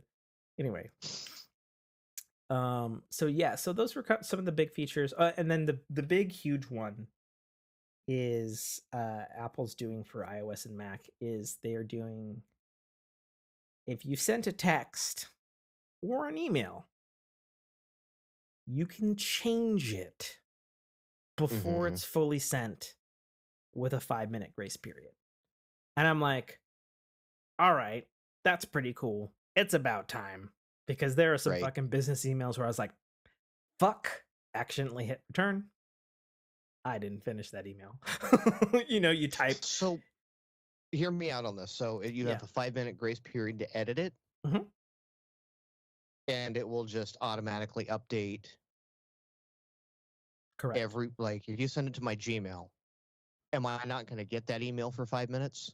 I have no idea how it's going to work on non-Apple ecosystem end. Right? Because that kind of seems like I need to get this message out. Wait, it's not going to go through for 5 minutes because I have this new feature. I couldn't tell you. Right. There might be a fine print in there. I could see it being, I don't know how it would be on emails, since email's pretty open as far as systems go. Right. I could see it being like only on iOS through iMessage specifically for text. As for emails, I don't know. Because it's a fair concern. And that makes sense, right? Like Facebook Messenger already does that. I can delete a message. I don't know. Yeah, that I sent. I don't use Zucker's Megaverse. Hey, Metaverse. You've just been jobbed and cooked at this point. Jobbed and cooked. Okay. Yes. Well, I would throw in a little Johnny Ive in there for good measure, but that's fine. There you go. Yeah, so those are basically the highlights that I saw in that. If there were others, I know they're introducing a new app that's they talked a lot about being competitive with I forget what it's called on Google, but there's a Google thing in a web where everybody can work on like documents and all kinds of different like things simultaneously. So Apple is introducing their version of that. Okay. Which I think is a good idea. I don't remember what they called it, but I don't remember what the fucking Google version is either. So it's various. It's Google Sheets, Google Docs, Google, and basically it's every Office. Yeah, they were showing something like that, but for like everything simultaneously. Yeah. Like you can have a fucking movie being edited, a fucking document being edited, you can be texting, you can be like doing all of the things. That's cool. That one would do. And I'm like, okay, cool. Better collaborative tools is that, you can never go wrong with that, especially with this big push to, get people out of offices. You need these tools now. Like when everyone was sitting in a conference room working on something, it wasn't so hard. But with a lot of people that just went work from home and are staying that way. And with the cell phone camera being your webcam now, I almost wonder if that wasn't a feature that they were trying to launch last year. But it was like, it's fucking buggy as fuck. It needs another year, kind of thing. Given fucking pandemics and all that, but fucking garbage. So that's tech. Basically. Yep. Oh yeah, and no biggie. The rover on Mars found some trash. No biggie. Right. Couple cigarette butts. Nope. Surprise! It was the fucking. It was a fucking parachute from one of the previous missions launched there, and it flew into the fucking camera on the goddamn rover. I read the headline for that, and I was like, "What do you mean it found trash? Right. There's nothing there. What do you mean?" And then you read the article. Sensational headline. And then they're like, "Oh, it found trash, but it was really our own trash swirling around because it's a dust bowl down there." So that's tech. All right, spin it. I love sensational headlines. I was so pissed. I was like, seriously? That was the most clickbaity fucking shit. It was on IGN. By the way, there was one this morning, and it's politics, but it's not politics, but it's president collapses during his bike ride. Oh, yeah. And everyone was like, what the hell? And it's, he got his toe stuck in his Yeah, pedal cage. I saw the video. Right? I was just like, come on. He fell over. Fire. Pretty sure that's life. Fire. That's life. We did that. Mm-hmm. Earth. We did that. Right? That's tech. Mm-hmm. No. Yes. Water. Yes. Entertainment. That's entertain. Are you caught up on Obi-Wan? So, okay. Let me run through the list. All right. So I'm caught up on The Boys. I'm caught up on Time Traveler's Wife. I'm caught up on Obi-Wan Kenobi. I am not caught up on The Orville. I am not caught up on Star Trek Strange New Worlds. Okay. The last one I saw was Spock Amok, which, if I hadn't known better, felt so much like a Star Trek Lower Decks episode. It wasn't even funny, but it was. You'll really like the most recent one when you get to it. I think I'm 2 behind with Spock Yes. Amok. Yeah, so I'm very behind, and I'm obviously 2 behind on Orville too. But it's been a long week. Jessica's working. Don't know overtime. how many I'm behind on Orville. I'm at least 2 because I only saw the pilot. Yes. Okay. So I'm 2 behind on that, but I'm caught up on Obi-Wan. So we can definitely talk about TV, or we can talk about the one movie that I went to the theaters to see that I haven't seen, and this is one of the few times I don't want to be spoiled, even though it's mostly. I would never spoil this movie. And you're talking about Top Gun. I am talking about Top Gun Maverick. Okay. So first of all, I'll just go into Top Gun Maverick. So first of all, huge fan of Top Gun. Watched it again recently. We talked about it on the show. Jessica being like, "Oh no, Goose dies," and I'm like, "Wife." Every fucking buddy on the goddamn planet, like Elden Ring, has been like, "This is the greatest fucking movie sequel of all fucking time," and I'm like, "No way, it's better than fucking Terminator 2. No fucking way." I got out of the theater and I was like, it's the best fucking sequel of all time. That's the best fucking sequel I've ever fucking seen to a fucking film 30 years apart. Like, right. Holy fucking shit. And I was so sad. So I was like, I have to see this movie. I saw it actually Friday on my birthday weekend. I was going to see it sooner. And because I wanted to, I really, really wanted to see this one in IMAX just because I was like, IMAX, planes, it's going to have great sound. But of course, the week I saw it was when fucking the third Jurassic World movie came out. And of course, it's not on IMAX anymore because Jurassic World, I was like, fuck, I don't want to fucking see that fucking thing on IMAX. So I saw it at my local theater in the shittiest screen in my theater for sure. You know, like way, like at the back by the exit with the fucking sticky floor, the broken chairs. Yeah, kind of smells like urine. Yeah. Sure. If I had better smelling, probably does smell like urine. So several things were like completely magical, ironically, about this experience. Number one, my theater was packed. Like it was like, I was like, this is 3 weeks into this fucking movie and we're in a shit theater on fucking, and it was like at 8:00 on a Friday or something like that. And I was like, and a new movie opened out. And a new movie opened out today. And this theater was literally packed. Like, I was like, what the fuck is happening? For starters. Well, that's what I thought when I sat down. I was like, oh my God. I expected, like 5 people or something at 3 weeks into a real theater run during pandemic. Right. And it was not that. And not only that, and I literally do not mean to be like derogative or anything, but like to my left was a squadron of 5 men who were clearly gay. Like just clearly super gay, who were strictly there for the this film's equivalent of the volleyball scene. Yeah. And then in the top left of the theater was like, I don't know, either like old aunts or old women or young women, I couldn't tell, who were clearly there for just to see Tom Cruise getting it on with somebody else. and then there was there's a dude right behind me with his uh sounded like a mid-teenager son who'd never seen Top Gun, and the father was dutifully like, well, son, this is what happened in the first film, and this is why this is happening, and like the son would ask questions throughout the film like, daddy, Right. why why does this Maverick guy care about blah blah blah, this Goose character?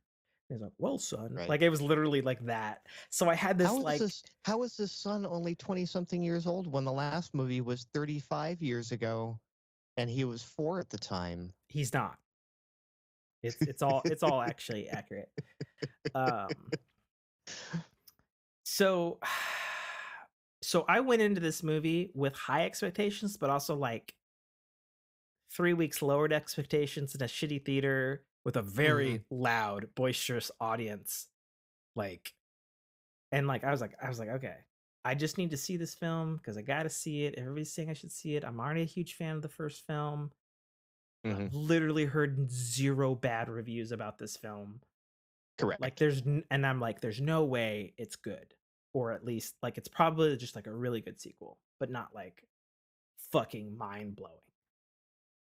And our whole fucking theater, myself included, at the end, fucking stood up and just started fucking clapping and shouting, and was just like, everybody was like looking around. We stood and talked to each other like fucking humans, like, which we haven't done Right. since pre-pandemic.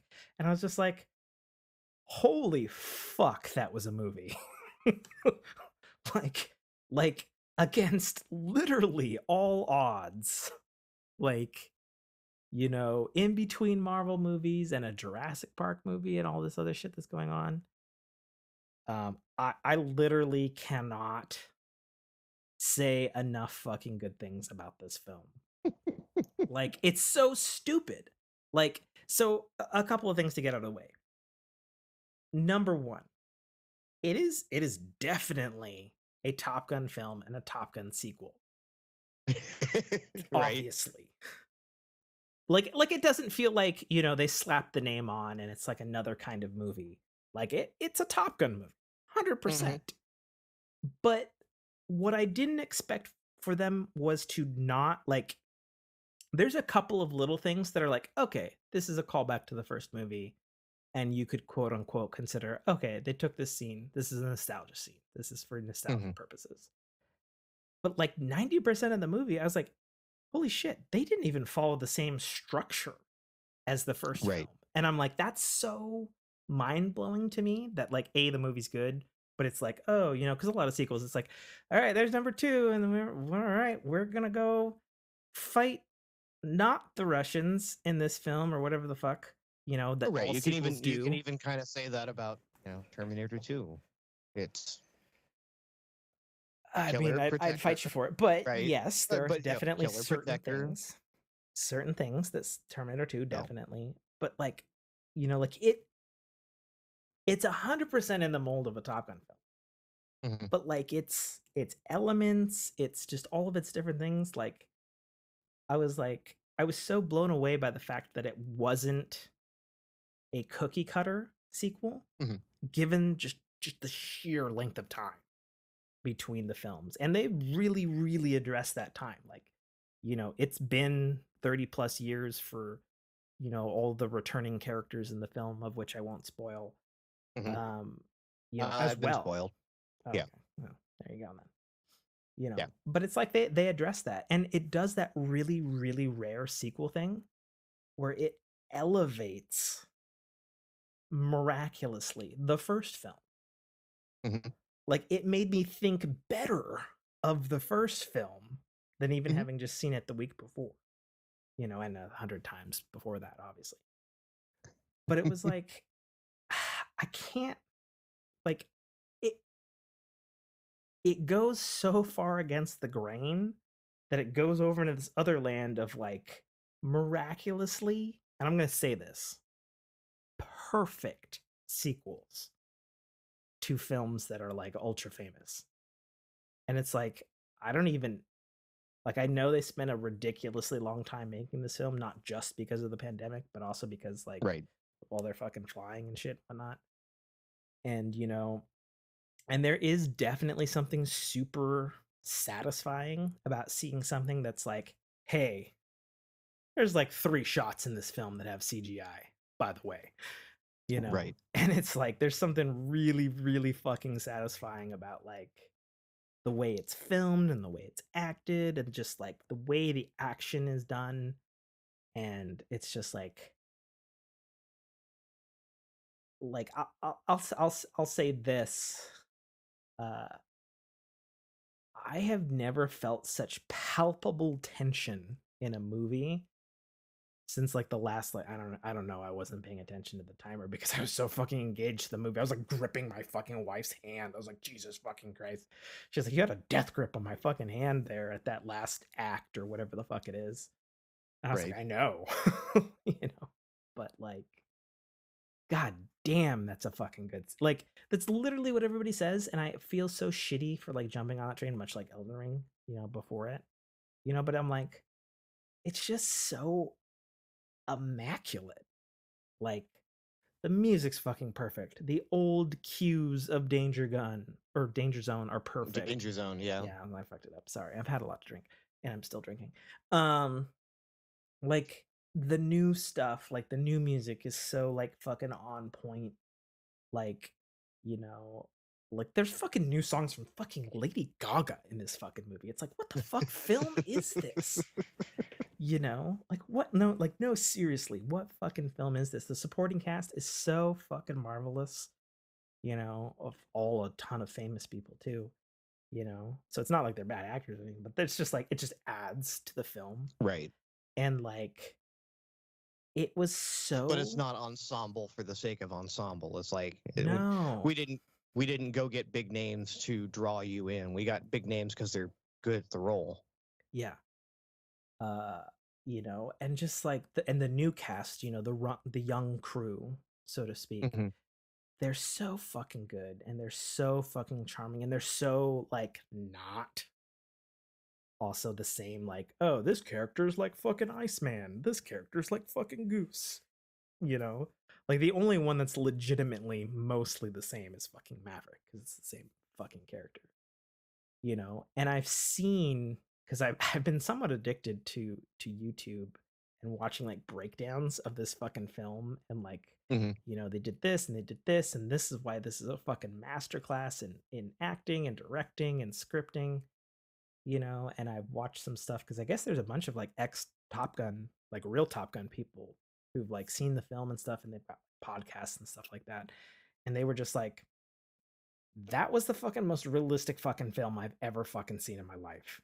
As someone who flew these actual fucking planes in Hmm. Top Gun, you know, they were like, holy fuck, do we feel honored? Yet they made it cinematic, but it's also like, you know, and like the other thing that I think it does so much better than the first film is like, you know, how well do you remember the first Top Gun? Very well. Okay, so you remember that like the kind of ending, they like fight some unnamed people, but Right. it's like cuz, right? Right. That was never the like. And again, there are a lot of people. Oh, look, they scoured out the enemy to be politically correct. It's like, no. Did you ever watch the first one? Yeah, They were fighting an unnamed enemy over unknown borders. which they are doing again here very wisely. Exactly. Although the planes are also 100% Russian, I'm just saying. Um Yeah, they were in the first one too. They were MiGs, which could have either been Russian or Afghan at that well, point.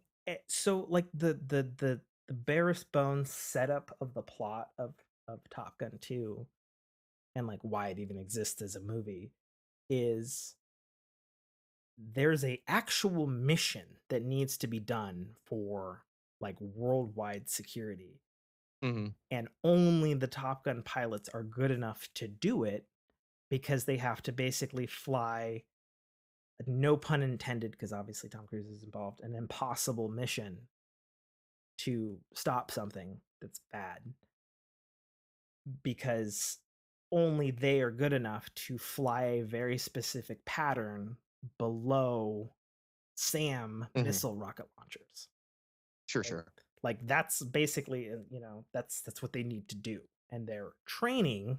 Maverick comes back to train these Top Gun pilots to do that. And Basically, yeah. and I was like, okay, and in listening to all of this stuff after the fact, these real people who were Top Gun people, they're like, yeah, those were literally all of the missions we were trained to do. Like, that's the majority of our training in the real Top Gun is for these kinds of missions, because that's when you would need the best of the best, and only in this scenario. Wasn't so much dogfighting. Exactly. And so the way that's whole used and stuff, and like, even though dogfighting's a part of Top Gun and that whole sort of thing, it's like, that's not, somewhat like the first one, that's not really like what they would actually be used for. And so that like level of like realism, and they're like really doing a thing, and like, I don't know, man, I could gush for a long time about it, and unfortunately loading up the Microsoft Flight Simulator with the Maverick DLC does not do this movie justice. I'll say this right now. No. Yeah. It's cool. I did that, by the way, actually somewhat recently after the movie, because I was like, that was so good. I kind of want to see it again, but also Flight Simulator has a thing, so let me check that out. Right. So like, it was cool, the Flight Simulator thing, but like, it's definitely speed limited. I mean, that plane should go a whole lot faster. Like, I just feel so sad, because even with like a new MCU Thor movie and with Sonic the Hedgehog 2 and all this stuff, I was like, there's no fucking way I'm gonna see a movie this year that's better than Top Gun 2. Like, across the board. Like, I asked my wife, who, obviously, like, she really enjoyed the first one, and, claims to. So you're saying it's better than Chip and Dale? Yes. Okay. Even though I had a blast with that film. Like, Top Gun. Because that's currently my movie of the year, because I haven't seen any of the other ones. I believe you, It's fine. It's hilarious. It's fun. It's unexpected. That's for sure.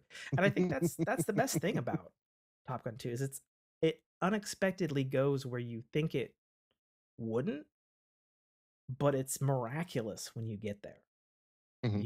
And it's just so good. Like, I don't know what else to say. And I'm just like, God damn, I haven't felt this way about a movie in a long time, and especially one that's not a Marvel movie. It's right. Like, it's a movie. And yes, it's a sequel to one of the most popular, it was 82, 84, 86. I thought it was earlier than that. I don't remember. To one of the most famous movies, as people have said often, this is why I became a pilot, is because of this film, or this is why I joined the military or Air Force or Navy or whatever, Yeah, 86. Oh yeah, and it was totally a recruitment tool back Sure. in 1986. I remember, because I was in school in 1986 where we would actually be looked at. So. I'll be damned, as old as I am, if there wasn't a part of me that was like, I need to fly a plane and defend my country after I got out of the movie. Like, I was like, God damn. And I think, I've already heard of recruiters standing outside of theaters for this movie. Yeah, I bet. Like, it's just so fucking good, man. Like, I can't believe a sequel like this exists, in all honesty. Like, it's just like, it just hits every, pun intended, hits all of the afterburners on all of the things. It hits all of the marks. It hits all of the things. It's funny. It's action packed. It's beautifully cinematographied, which is a real word now that I'm coining. Cinematography. So what you're saying is it didn't lose that loving feeling. It just, it just took it to 11. It just took it to 11. Yeah, like I said, and it somehow made the first film better. In retrospect, like, what they did with the story there was just like, damn, that's like, they just had the tallest fucking order. Like, all right, we're gonna shoot it for real. We're gonna do a sequel to a 30-year-old movie. We're gonna tug super lightly on the nostalgia thing. We're not going to be like all these other movies that are like, oh, remember this from the fucking thing. We're just gonna slight nudge on some of the nostalgia things, Sure. but we're our own movie, you know. And then also be just a hell of a one at that. And that's all I can say about Cool. it. Like, it's fucking. I know everybody else in the dog is saying it, but I'm also now saying it because it's fucking good. I'll get to it. Yeah, I'll get to it eventually, probably when it comes to streaming. Yeah, I can't wait, honestly, for when it does come to home video and streaming. Home 'Cause it's video. good. How old are you? Nate, of the people, if we want to start counting gray hairs, and I know I've got a lot on the sides because my wife. I don't hide mine. I'm proud of them. I know But you yeah, don't hide home video, really? Are you gonna rent it from Blockbuster? Not me. Remember, I'm lifetime banned.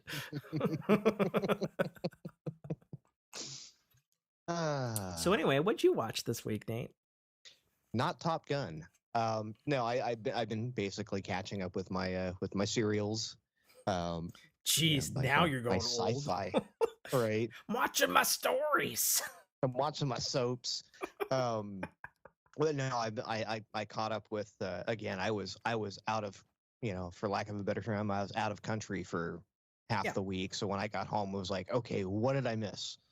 Got caught up on my OB. Got caught up on. I actually started Miss Marvel, and Oh yeah, I forgot. I am current on that. It's so unremarkable at this point. So my quick thing on this, that's hopefully actually quick. So as I've said before, I'm super familiar with Miss Marvel because of the comics and because of her interactions with Miles Morales, because she dates him in the comics. And her powers are not her powers in this show at all. 100% different powers. 100% different reasoning for her powers, all that sort of shit. I found myself enjoying Miss Marvel against all odds and me kind of shitting on it leading up to it. Sure. It's fun, it's light. It's very light, and that's the thing. Like I watched it kind of in passing, and it was just like nothing jumped out. I didn't walk away from it feeling like I wasted time, but I don't feel like I gained anything for it either. I was just like, oh, it's TV. Cool. Yeah, Jessica kind of feels that way. I think it's I think it's definitely really well done and it's really well directed. I think actually, which is something I didn't expect, like the cinematography and because I was really fearful that it was just going to feel like a CW show, like a CW teen drama, low budget fucking thing, because that's what it looked like in the trailers. And it doesn't feel that way in actual watching it. I don't think it's fucking spectacular. I do think it's fun if that's what you're in the mood for. And I do appreciate the different like worldview that it presents with her heritage and stuff. I actually read an article recently on IGN. They pulled aside, I guess, specifically one of their Muslim writers, and she was just like, I'm used to always like terrorists and all this sort of stuff, being treated because of 9/11 and whatnot. And even though there's like normal Muslims here and all that sort of stuff, she was like, the like day-to-day stuff that they have in this show, I'm like, I felt like this is so normal, and it was like anything my mom or my father would have said or anything we would have dealt with on a day-to-day being American Muslims was spot on. At least that's what it said on IGN. Whether that's not true, I have no fucking idea. But I liked that like different aspects, showing like a different home life for the melting pot that is America, was allegedly displayed correctly, and then also alleged, or at least for myself, was interesting. Like, I wasn't bored by that particular aspect, since it is fairly chunky in the show. So yes, Miss Marvel, not bad, not bad. no idea where it's going because we've already gone Sure. way off the comic mark. Yeah. From But yeah, that's and again, I just found it unremarkable, and so okay. Yeah. Fair enough. But yeah, I did start it. I was like, I gotta, I missed all of Moon Knight, and I don't know if it's gonna have tie-ins to future movies at Hard this to say point. on Moonlight. So we were told, me and Jessica, by various people, oh, you have to see Moonlight before Doctor Strange and the Multiverse of Madness. Saw Doctor Strange, Multiverse of Madness, and I was like, where the fuck was the Moonlight connection? Because I sure as fuck didn't see it. So who's to say? Who's to say? I think Miss Marvel is going to have a little more tied to future movies, obviously, with the part of me, because she is so closely associated to, she's street to big time level associated, and she's close to New York. So for me, from my comic book background, I'm every like scene of New York skyline, I'm like looking for like Spider-Man to just be swinging by in the fucking distance or some shit. I doubt it's gonna happen. Me and Jessica have a bet that the most likely cameo, given the fact that she's already cast in Captain Marvel 2, that Captain Marvel's gonna show up at some point, maybe in the end of the show, for some reason, since that's whom she idolizes. So we'll see. We'll see on that one. Yeah, did you want to talk about Obi-Wan now that we're both current? The issues I had with it kind of figured themselves out in this last episode. Which issues did you had? Remind me. The fact that Third Sister was just like yelling Anakin's name all over the place, like, I knew him. Like, how do you know this, but the Grand Inquisitor doesn't, and no one else does? And so, yeah, that answered itself with her being a former youngling. But then, what side was she playing? Sure. Right. Yeah. Okay. Was she actually mad at Obi-Wan, or was she trying to get in Vader's good graces so that he could? I don't understand where they were going with that, and I guess we won't know, even though we already have one character that died that just didn't. So that one simultaneously pleases me and frustrates me to no end. So, as I stated, that character already exists in Star Wars Rebels as the Grand Inquisitor in that one. And while he ultimately dies, was not a throwaway character. Yeah. Right. And while he ultimately dies in that series later in that show, him just getting marked off screen and being played by a different actor, I was like, are they rewriting canon? What's happening? And it was very unceremonious. And then him just coming back out of the blue, and like they had this fucking throwaway line, which, so for those who don't know, Darth Maul is alive. And literally says something to the effect of, my hate for Obi-Wan was so strong it kept me alive with the dark side of the Force, or some shit like that. Which is true. That is what happened, and that was during the era in which George Lucas was still running the show.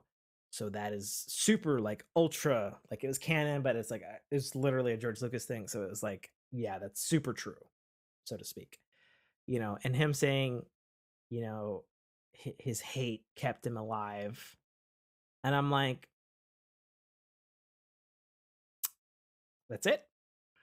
That's all we're doing. We're just gonna say Sith hate hard enough and they're fine. That's what we're going with, huh? We're doing the Darth Maul thing again. And I'm like, okay. No, I don't like that. I didn't like that at all. I was like, I don't. Even as a person who's thoroughly versed in all of these other stuffs that most people are not familiar with, I was like, that's kind of fucking cheap, man. That's super fucking cheap. Like, but overall, I like the story. The previous episode, the just sheer brutality. Oh yeah, that thing. Yeah, I really liked the flashback stuff in this episode.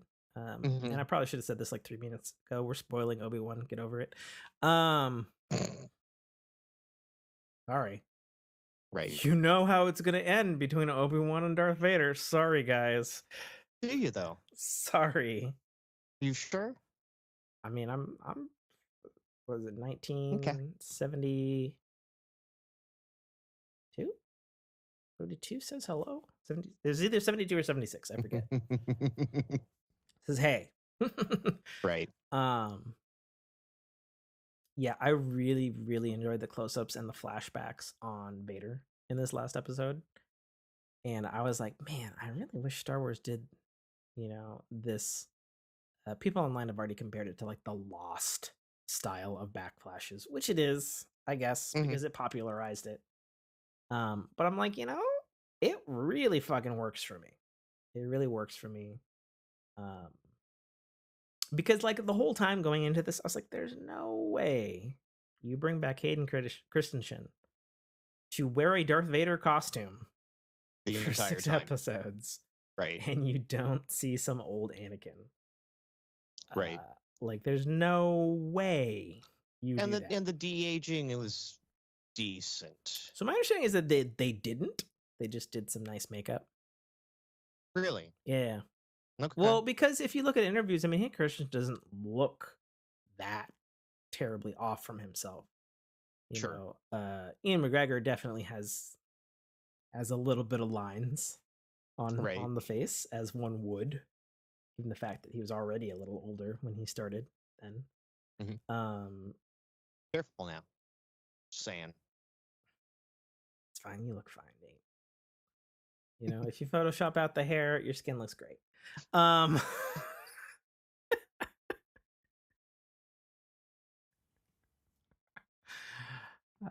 Yes, Fork Unfiltered.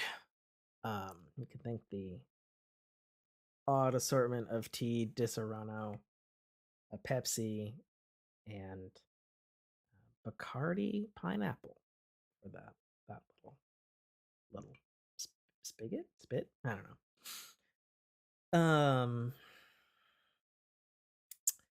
My thing is, this whole time leading up to this show, they'd be like, oh, the rematch of the century. And I'm like, they've already had a little tit-to-tat,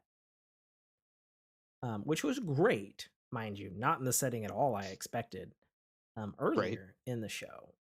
And I'm assuming they will have a big row at the end. Sure.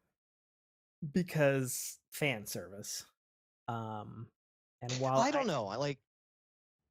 I don't know that you need it after the one scene. Sure, they probably will for fan service, but I don't know that I need that at this point. I saw the big, drag him through fire, which was fucking fantastic. And even though he lives, you're just like, oh fuck. Shit. Yeah. Yeah, which makes total sense. I was like, I buy 100%. Yep. That this would happen. The thing for me, and this probably won't make a lot of sense for you, is because there are a lot of like solo Darth Vader comics, both taking place between Revenge of the Sith and A New Hope, and A New Hope and Empire, which are the not New Hope and Empire, but between Revenge of the Sith and New Hope is where the current Darth Vader comic book storyline happens, which are now new canon. And while I'm not current on those, I believe it's still running. But the couple of years I did read, like all the stuff with Darth Vader and having the magnificent, impeccable James Earl Jones back makes me like, man, I really fucking want those comics to be on screen. Because like those comics are some of the most metal fucking things. Like, I'm telling you.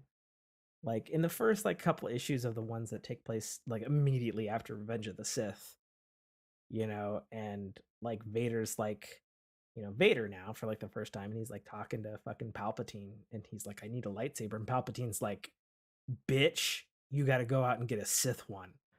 And he's like, how do I do that? And he's like, Sith take like a fucking crystal from a Jedi master and they corrupt it, and that's what makes it a red lightsaber. And I was like, oh, that's new canon, and that's kind of cool. And there's like this fucking amazing arc of like Vader's first mission is to get a lightsaber from this like Jedi master that's like fucking like guarding this people after Order 66. 66? Mm-hmm. Yeah. Yes. And like he has to fight him without a lightsaber.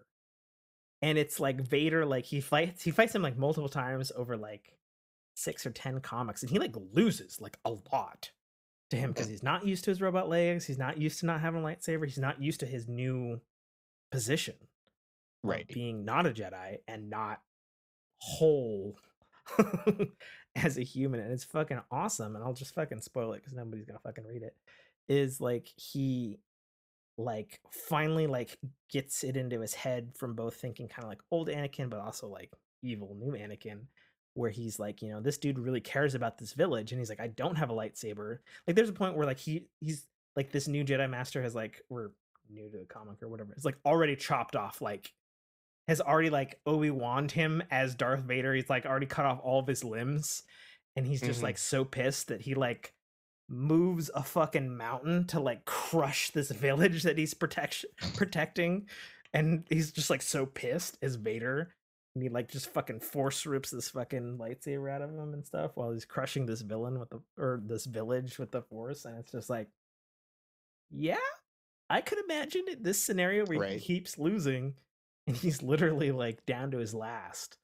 And we all know that rage fuels the Sith side, so it's like, oh man, fucking shit, that was metal, you know? Yeah. And then it just kind of goes up from there, if you can believe that, for the comic series. And it's like, damn, like I would love to see that, you know? Like if we're talking about fan service, you know? Because like everybody knows the scene from Star Wars Rogue One, which I don't like as a movie, and I've thoroughly stated as such. But that last bit with Vader is so satisfyingly metal. Right. Like if we get something like that in the finale, I was like, all right, I'll take it, because we already had a couple of metal things with Vader in this series. Oh yeah, with him like, Obi-Wan, we're taking off on the ship, and he goes, no, you're not. Yeah. I love that he just, you're not leaving. Yeah, and then he like, and I love that it was like, oh, and it tries to escape, and then he just proceeds to rip it apart. I was like, yep, he would do that, 100%. Like that's what would happen, you know. I did like it that it was a decoy. I was like, oh shit, that's cool, nice, well played, Obi. You know, and then playing into the backflashes and like that whole thing, I was like, okay, that's pretty solid, that's good, I like it. So I don't know, it's anybody's guess how they're going to end. You know, they're going to have to wrap up in a satisfying way, and whether you love it or hate it, I think the only way they can is with a big row, you know, between him and Vader, and maybe he knocks him up. Because the thing that like I literally think about every fucking episode, at the very least the episodes where Vader and Obi are really close to each other or fighting, I think about the line in A New Hope where Vader sees Obi-Wan for the first time, and Obi's like super old, and Vader's like, you know, when I last left you, I was but the learner, but now I'm the master. And I'm like, okay, so we're making up new stories now from this TV show that's 10 years later. So I'm like, I think Obi has to hand him his ass again. Like, I think that's what has to happen. And what's interesting is this whole series, and it can't be by just brute force. I don't. It's got to be by being clever. Like, well, that's the one thing I think there will be brute force, but I think there will be cleverness. Sure. But like, I feel like he has to hand him his ass so that line still matters in the continuity of ongoing Star Wars stories we have. But also because I was gonna say something before you said stuff. What was it? I have forgotten. It was good, but now it's gone. Classic. Oh, it was because this whole series, Obi-Wan has been, you know, obviously resisting being a Jedi, and he's been afraid, right? Mhm. And in Star Wars, it's like, well, you're not supposed to fucking do that, my guy. Especially if you're a Jedi, you know, um, because that leads to confliction and all that fucking Jedi Sith doctrine shit. And it's like there has to be a moment, and I would imagine probably early on in the final episode, where Obi realizes that he's got to like woosah, Zen meditate. Maybe he Right. fucking communes with Qui-Gon Jinn again for the first time, his master, right? That's the fan service I'm That's pretty sure is going to happen. that has to happen. Well, it has to happen because a while ago it was confirmed that Liam Neeson is confirmed to return. Mhm. And there's some other bullshit around, like he was never going to do Star Wars again because there was some weird shit with his pay in the first episode. But he has reprised Qui-Gon as Force Ghost Qui-Gon several times in Sure. both Star Wars: The Clone Wars animated series and Star Wars Rebels. And it is Liam Neeson. So I'm like, well, those are over. It was already confirmed. We know for a fact that Yoda's last teaching to Obi-Wan was teaching him how to commune with his old Jedi master. And we've seen throughout the series he's actually attempted that, like ever so slightly, but he hasn't made it yet, right? And I think it's because he's been afraid this whole time since Order 66. And he's going to become not afraid. He's going to have a little powwow with his master. He's going to go off and he's going to fucking fight Vader and put him in his place for the next 10 years. That's what I think is going to happen. Like, I feel like there's enough logical conclusions that if that doesn't happen, I guess what a waste. I don't know. Right. And for the record, and you wouldn't know this, but in the Star Wars video game Jedi Fallen Order, you literally go to that fucking Sith base on the water and break in the same fucking way as Obi-Wan. So I'm like, I'm pretty sure that was like a year or two before this Obi-Wan incident, and you didn't fucking seal the same fucking way that this fucking guy came in. And I was like, we're gonna use that again? I was like, fucking stormtroopers are dumb as shit, man. Like, I saw that and I was like, I'm literally watching Jedi Fallen Order, the cutscene, except it's Obi-Wan instead of Cal Kestis, and he's breaking in the same way. Oh, he's coming in the same port now, huh? I remember flying in, swimming in through that in the fucking video game. I was like, okay, I guess we're doing That's that. funny. It's super funny, actually.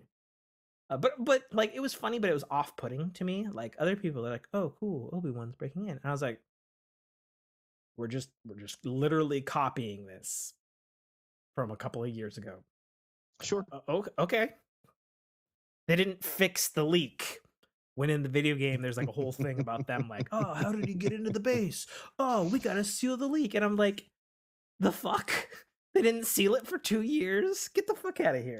They like leaving plot holes in their bases. Man. So that personally drew me a little crazy, but Sure. Yep. Watching The Boys. We're caught up with that. It's fantastic. I think season 3 is better than season 2 so far. We've got 1 episode left to do on Time Traveler's Wife, which is fantastic. I think a lot of people should watch it. It's so well written and entertaining and acted. I'm actually going to be sad because episode 6 is the end for this season. A lot of good stuff. There. Keep saying that. And I'm not caught up on all the other shows. And fucking next week we're getting fucking Westworld and Umbrella Academy and who the fuck knows what else, because everything is happening. Oh, I did see, I'm only mentioning this because I'm a huge fan of the series. I did see the trailer for the Kung Fu Panda TV series that's coming to Netflix with Jack Black reprising as Poe the Panda.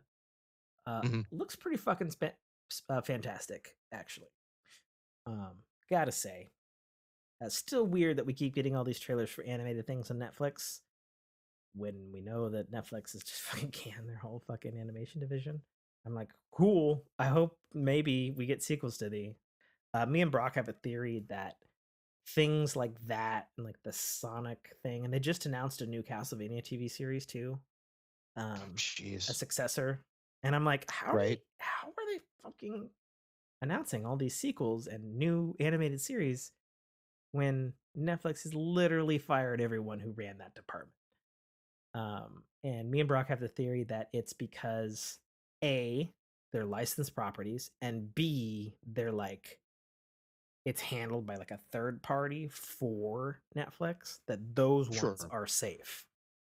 And I was like, okay, I guess that would make sense since animation takes like, the runway to make it is longer. Hmm. So, yeah, that's what I have on entertainment. Unless you have anything else. I think we're good. All right, video games. You perchance played anything other than Wordle? Which I've I still was never. actually playing a game right before we went on Oh yeah, air, that's and you true. were kind of surprised that I was Again. playing something Oh, that that's off wasn't camera. I was like, booze. booze. Yeah. I was like, yeah, I'm just gonna put in a little TMNT, and you're like, wait, Shredder's Revenge? I said, yes. When did did that come out like Wednesday or something? Something like that. It came out and came on the Game Pass, nice and free and all. Oh shit, it's on Game Pass? I didn't know that Oh actually. yeah, which is why I'm playing it. I'm like, this is free. I'm trying this. Nice. I didn't know it was on Game Pass It. because like, sorry. Three Go ahead. things. One, I'm assuming you're a Teenage Mutant Ninja Turtles fan. The cartoon and the video games, yes. Okay, cool. Again, I don't go back into the whole, comic lore, Yeah, which I know. I'm in the same slot as you. Like Okay. I like it. I respect it. Didn't really watch any of these new TV series or anything. I did watch the newer live action movies, which Mhm. I enjoyed for just their just random stupidity. Mhm. But yeah, Shredder's Revenge is like, oh man, that takes me back. It is TNT. every bit Yeah, the coin op Teenage Mutant Ninja Turtles game, that's what I want. right? That's what I've always It wanted. Was is like a new just a one of side those. scroll beat 'em up, not really hard. You don't have these, Yeah. you have button mash combos. Mm. It is so much stupid fun, and you can still just get your ass handed to you by it's timing. It's timing and position. And it was just like, man, this is the video game from that I just rolls of quarters into. Oh, God, me too. My arcade games were TMNT 2 arcade version, Mhm. obviously. Virtual On, Marvel vs. Capcom. I did Street Fighter, but I stayed away from it because I wasn't very good at it. And then, which is made by the same exact people and uses the same engine, by the way. Both Battletoads. from Capcom. Oh no, not Battletoads. I was gonna say the Simpsons arcade game. Exact Okay. same kind, Yeah. exact same Yeah. kind of game as TMNT 2 arcade. Yeah, so like those were definitely like those are like my arcade go-tos. Like if there was something in a corner or if it was around or whatever, you're in the pizza parlor and it's like, oh, what's in the back? Oh fuck, it's Yeah, Pac-Man. and again, just because the gameplay is just simple button mashy fun. Yeah. It's not. You didn't have to, download or remember or have that, piece of ruled paper with all the combos and moves on it taped to the side of the damn. Oh god, yeah. I hated that stuff. Right, or Mortal Kombat. Yes. Yep. Mm-hmm.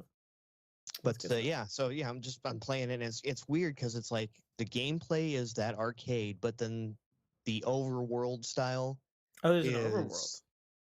Yeah, and it's very nice. much the Teenage Mutant Ninja Turtles Game Boy game. Do you remember how you got from level to level in the original Game Boy game? No, I did play it. So the disclosure was, so when I was a kid with Brock, was he had a Game Boy, I had a Game Gear. Gotcha. We would then trade. I remember playing. We were literally in the Glamis Desert on an ATV trip with our folks, waiting to take our turn on the ATVs. And I remember sitting under the shade of one of our RVs, and I was playing Super Mario Land, on the original Game Boy, and he was playing something on my Game Gear, and then we would swap. Right. And so I played it, but I don't remember that it had an overworld. I'm guessing Super Mario World style, where you like move Very much. stage to stage, but in like kind of Correct. like a okay, Like Super Mario Brothers 3. right? Which I guess technically did it before Super Mario World, which you would be correct on. Nice. Okay. Sweet. But yeah, I think I'm 7 or 9 episodes deep in it already, and it's How many again. does it have? I don't know. I don't Does know. it show in like I a don't know fog? because it's a fog of war kind of thing. Okay, It doesn't unlock the next node until you've completed one. I gotcha. I gotcha. But it looks like you can do 6-player co-op. Oh shit! Really? Yeah. Yeah. I don't I guess know. online. I was gonna say Yes. because the only console right now that actually supports 6 controllers is the Nintendo Switch. As Mhm. like an Xbox and a PlayStation doesn't support more than 4 controllers at a time. There's no reason that they couldn't if they're Bluetooth or wireless. I mean, there are definitely reasons that they couldn't if they're Bluetooth or wireless, yes. But I'm stating that, the Yes. Switch has that many radios for that specific purpose of supporting. Sure. It actually supports up to 8 simultaneous. But yeah, it looks like it yeah. looks like it's 6-player co-op. If I wasn't mistaken, I can pull it back up, but it's at least 4. But yeah, it's all through. Look for Yeah. look for players, and I think probably a join code of some sort. We might have to play after we're off air here. Oh. See, I am inebriated. That brilliant idea did not occur to me. So I don't know if PC would be cross-play with Xbox, but I mean, you can put it on either. usually is. I'm assuming you're playing on PC. Yes. Okay. I mean, I have a PC over here. I could fucking Yes. if I had to.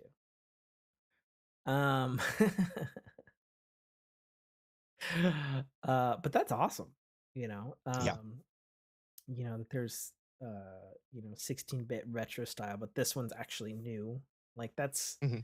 that's what fans have been wanting for a long time.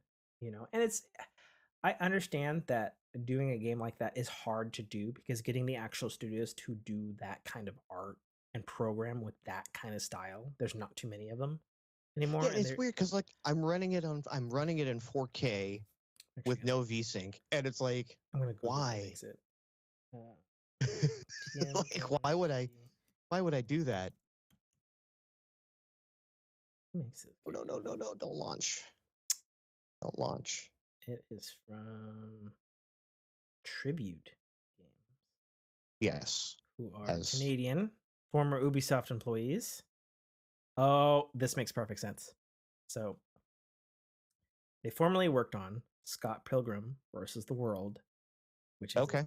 TMTT, or TMNT, whatever. Fucking Style, shut the yes. fuck up, everybody. It's that kind of style of a game, literally. Like it's 16-bit, it's overworld, it's huge, it's an awesome game, it's a fantastic game. And actually, it's what I would compare to Teenage Mutant Ninja Turtles, the arcade game. Like you're mentioning. So the fact that they made them or made this is perfect because that's the fucking team you want because that's like the most recent one somebody has done. Let's see. No, Look at this capabilities: Xbox local co-op 2 to 6, online co-op 2 to 6. Okay. Export Xbox cross-platform co-op. So it is cross-platform. So there we go. Okay, sweet. Yep. Well, we could do that. I'm looking at what games they've done since being tribute games. So they did British Revenge. They did something called Panzer Paladin. Oh, they did Mercenary Kings. Interesting. Good game. Hyper hard difficulty. Very hard. They did something called Curses and Chaos, which I feel like was a PlayStation Plus freebie, and Wiz Orb. They did a handful of games, but they are the former devs from Ubisoft who did that. Scott Pilgrim. Okay. Okay. Makes total sense that they would come back around to doing that type of game. So that's all you played? That is all I've had time for in the past 2 weeks. Yes, other than the requisite Destiny chores. Fair. You're free to get into them if you're The so inclined. the week to week story still going along, humming along real nice. I haven't That's the checked it one in a thing. while. I probably should. Yeah. At least in the story. Yeah, like if you just like pick up someone's YouTube video and just follow the lore, Fife, always. it's it's humming along very, very nicely. So Okay. Well, no surprise, not too many new games for me. mhm. Actually, I don't think I played any new game, like new game. Thinking, nope, have not. Have not played any new game whatsoever. Still playing Neo Goonies, still playing Diablo Immortal, still playing my Black Desert Mobile, still playing Marvel. How you feeling about Diablo? I still enjoy it. I'm Okay. enjoying it immensely. You haven't hit the paywall yet? Nope. I don't know what the fuck Okay. people are bitching about. And in fact, That's because I'm that's all I'm somewhat hearing. angry that Yeah. people are review bombing it and being like, it's a fucking piece of shit. And I was like, it's really not. And I don't know what you're complaining about. But Yeah, from the again, reviews I've heard, that like the one gripe was it something about paywalling. Like you get to a certain point and you just can't progress, or they really encourage you progress by. I mean, I haven't hit that yet. I know I'm So not at level cap 60. I'm like 48 or something now. okay. But you know, I'm not playing it like a Destiny player would play a new expansion. Sure. You know, I'm playing it, you know, And that's kind of why I asked, is because again, you're not going to take it to that hardcore reviewer type. I want to play this through you find out if it's actually 50 hours of gameplay, and it's like, no, sit and enjoy it. yeah. If you can do that, like, again, I've heard a lot of people bitch about Genshin for the same reasons. Like, they really try to monetize the crap out of it. And every As, time I've as played somebody Genshin, who's a I've very had high fun. level in Genshin, Yeah, I had fun Genshin playing it, 100% and will rape you. sure, But you but it doesn't have to enjoy the game. Genshin might be a different story. To progress the game, sure. To enjoy the game, no. Uh, Genshin might be a different story. Okay. That's what I'd say on that. Okay. I've put a little bit of real money into Genshin. I have seen how atrociously predatory it is, and it is. But in Genshin's case, I'm not defending it, by the way. I want to make that clear. It's a fucking gorgeous, run well, it's beautifully voice acted. The fucking music is fucking ludicrously good, well running, cross platform, fucking. You know where the money's going. You know, you feel less bad in a game like that where it's like, well, I'm not getting this character, and even if I spend $5, I still might not get this character. Yeah, it's shit, but it's less shitty, in my opinion, than something that is of lesser quality. Like, and I think that is a big difference in games. You know, Genshin is very much called a gotcha game because it does gotcha quite a lot. Gotcha. You know, and to progress free to play can at times be incredibly difficult and time consuming. I know this because last November, I had like 30 days or something because there's a character in the game. They had Aloy from Horizon in the game, and you could, Okay. and she'd been up for like a year or something, and then they're like, "Cool, you're 30 days. Can't get her after this point. Get out. You can't get her again. Our promotion is over." I'm like, "Okay, that's fine. It's a cross promotion character. I get it." But all I had to do was get to level 20. Holy fuck, Oh, is that all? that was some grinding. That was some fucking grinding, let me tell you. And grinding in Genshin is not the same as like Diablo Immortal or any of my other MMOs. anything like that. Grinding in Genshin is a whole other fucking affair Sure. of Yeah. Destiny-ish. It would be the best comparison. You got to do Mhm. this, and you got to do this, and you got to do this, and you got to do this, and then maybe you'll get this, and then you got to do this, and then you got to do this, and then you got to do this, and maybe you'll get one of these, you know. Right. And that would be, honestly, perhaps the best approximation I could put is that it's a worser treadmill than perhaps what Destiny would give you. But again, you know, I would also argue that Genshin, on all of its other cylinders, puts a lot of other games to shame. You know, like Okay. it's fucking. You know, I actually updated my PC version just last week because there's some big update. I didn't check it out, but I updated it just in case I decided that I wanted to play on my TV, and not my phone. You know, and it's like it's just a fucking really made good looking game. You know, there's you know, and I think that that counts for a lot more than if it was like a piece of shit looking and had terrible sound, a terrible story, a terrible voice acting, terrible this. You Mhm. know, there's something to be said about free to plays like Diablo Immortal that are of the utmost AAA max, like quadruple A tier of quality. Mhm.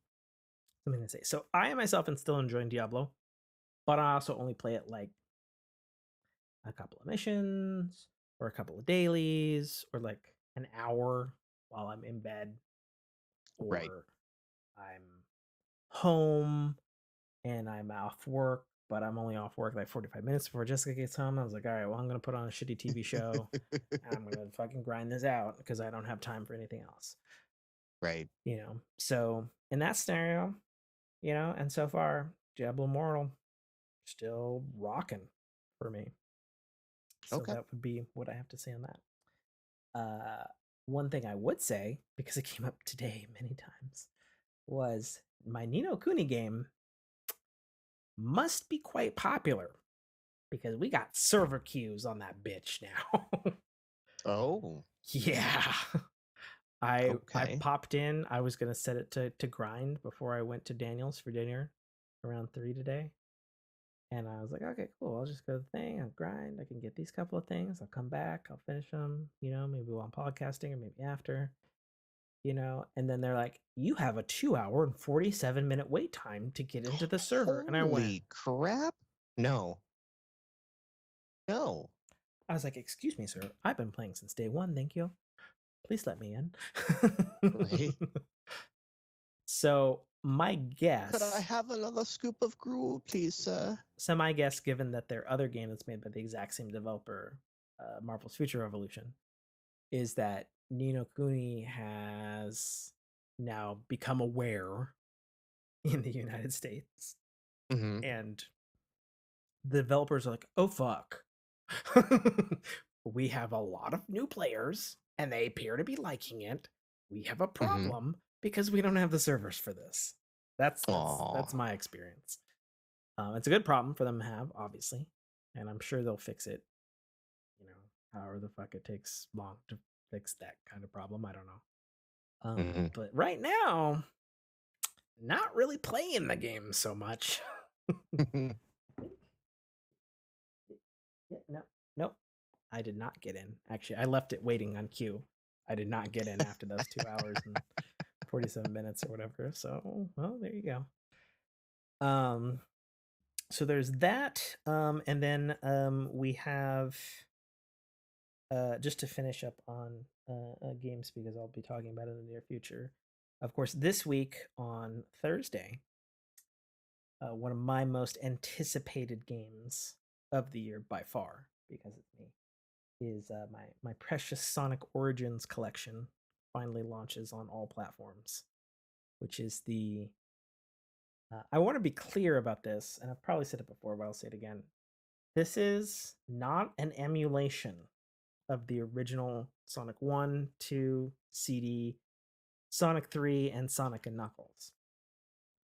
This is an immaculate recreation of the original games using new code and original code and the original code to make it modern as fuck while also being super, super true to what it was originally. 16 by Okay. 9, HDR, 60 frames a second, new modes, mirror modes, new fucking stuff, cut content from old games, re-put back into them. It's got fucking cutscenes in between games that are hand animated in the style of Sonic CD from the 90s, which people may remember. And it is all of the 2D original classic Sonic games like you've never experienced them before. Um, and I'm fucking getting pretty fucking stoked for it. Because it's something I intend to stream because it's one of my favorite. It's how I started video games were these games, and to play them again. And for the record, this was the first time anyone has been able to play Sonic 3 unless you have a Genesis copy in the Right. last 15 years. There's a terrible emulation of it in as an Xbox Live Arcade thing, which has since way been delisted. And I also noticed recently, by the way, I'm just saying this as a person, I actually tried to spin up because they've done this kind of remaster for Sonic 1, 2, and CD already. So it's a revisiting of those types of remasters, if you're familiar with those. Hmm. Those are no longer playable on my Xbox, I must say. And I was like, dick move, Sega, but Hmm. I get it. Very dick move. They're like, we see that you purchased this content, but you no longer have access to this content. And I was like, the fuck you say, Xbox? Which that in and of itself is bullshit. If you've purchased It it, is. you should have access Well, to it. especially because up to a couple months ago, you could play it. Hmm. And I'm like, That's the big gripe with everything going I know they digital, want their right? $45 for that collection, which is 100% well spent money in my opinion. Hmm. Um, because these remasters are being done by the indie team who handled the aforementioned Sonic 1 and 2 remasters. Because they are like the best fucking 16-bit remasters you've ever fucking seen. Because they created an engine called the Retro Engine, which not only perfectly replicated what the Sega Genesis did on modern Hmm. technology, but then they expanded it 16 by 9 widescreen, new controls, all the bells and whistles and creature comforts and quality of life things. And another big reason, and this is going to sound silly to some people. So in Sonic Mania, which is also made by the same team, which is the new 2D Sonic that came out a couple years ago in retro Hmm. fashion, much like your Teenage Mutant Ninja Turtles game that been talking about. It's a new version of that classic 2D Sonic Right. game. They added a move to Sonic called the Drop Dash, where you jump and then instead of you could do some other shit in the air in other Sonic games. If you hold A, Sonic drops with gravity and then hits the ground and then spins forward. And Okay. it's like a oh, this is such a perfect move. I can't believe they didn't actually do this back in the 90s. Right. Like it That's just like a fits. walk the dog with a yo-yo. Yeah. So what they've done with Origins is you can play it in classic mode, which includes regular 4x3 if you want. Hmm.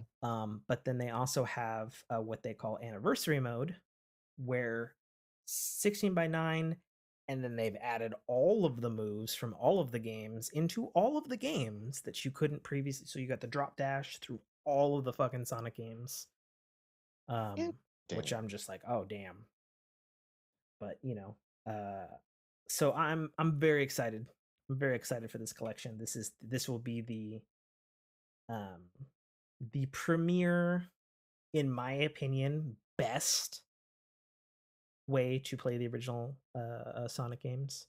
And then in terms of stuff, even against Nintendo, right, which you can play, Super Mario World and all their shit on their Nintendo Online stuff, but it's an emulation. I'm just saying, this exceeds that by far. Just trust me on this, guys. So if you're a Sonic fan, or if you want to get your kids into Sonic because you're not fans of the movies, I recommend you pick up this collection because it's gonna be fucking fire. Just saying, gonna be fantastic. I'm going to be playing it. I'm going to be streaming it. Probably not for long because I know like all of these games like the back of my goddamn hand from like muscle memory and shit. So I'll probably breeze through them pretty fast. Would be my guess, but I don't know. Maybe I'm wrong. Maybe my memory is wrong. We'll see, because nobody's played Sonic 3 in over fucking 15 years, which is stupid. Right. And if you're wondering why, that's because of Michael Jackson. That's just a true story, because he provided music for that game. Yeah. Did you know this? So Michael Jackson was the biggest Sonic fan, to the point where he heard Sonic 3 was in development. He asked Sega, he's like, I would like to contribute music to Sonic 3. And Sega was like, yes, please. Okay. Right.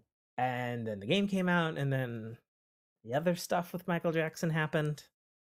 And then Sega was like, cool, we are never selling Sonic 3 again. Because of this. Couldn't just take the music out? No. Because that's not how 16-bit game development works. And not only had he written several, I mean, they took Mike Tyson off Punch Out. So don't tell me it's not possible. I'm not saying it's not possible, but it's been a question as to what the fuck have you been doing, Sega? And it's actually the one question diehard Sonic fans want to know. So Michael Jackson contributed. They've been making ugly Sonic. We don't want to know about that anymore. I speak for my community. Watch your fucking Rescue Rangers.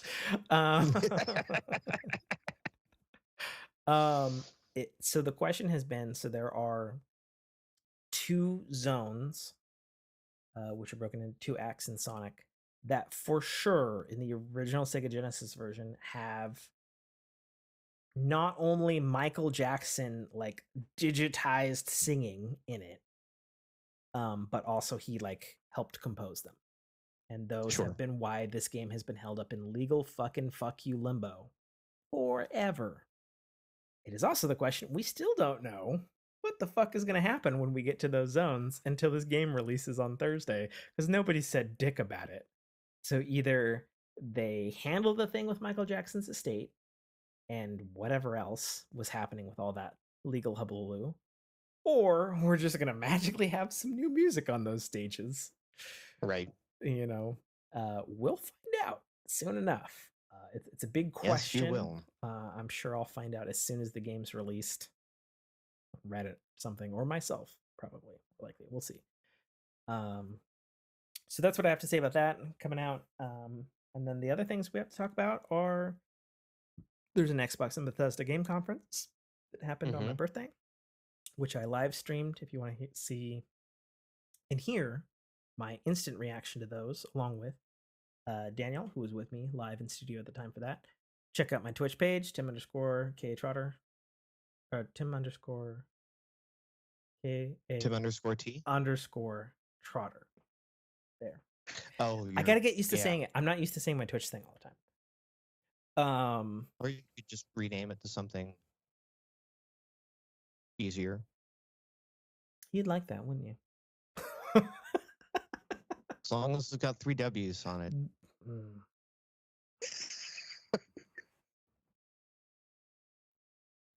All right. Well, I guess I'm pulling up a list of what they announced at this conference. Yes, I need to as well.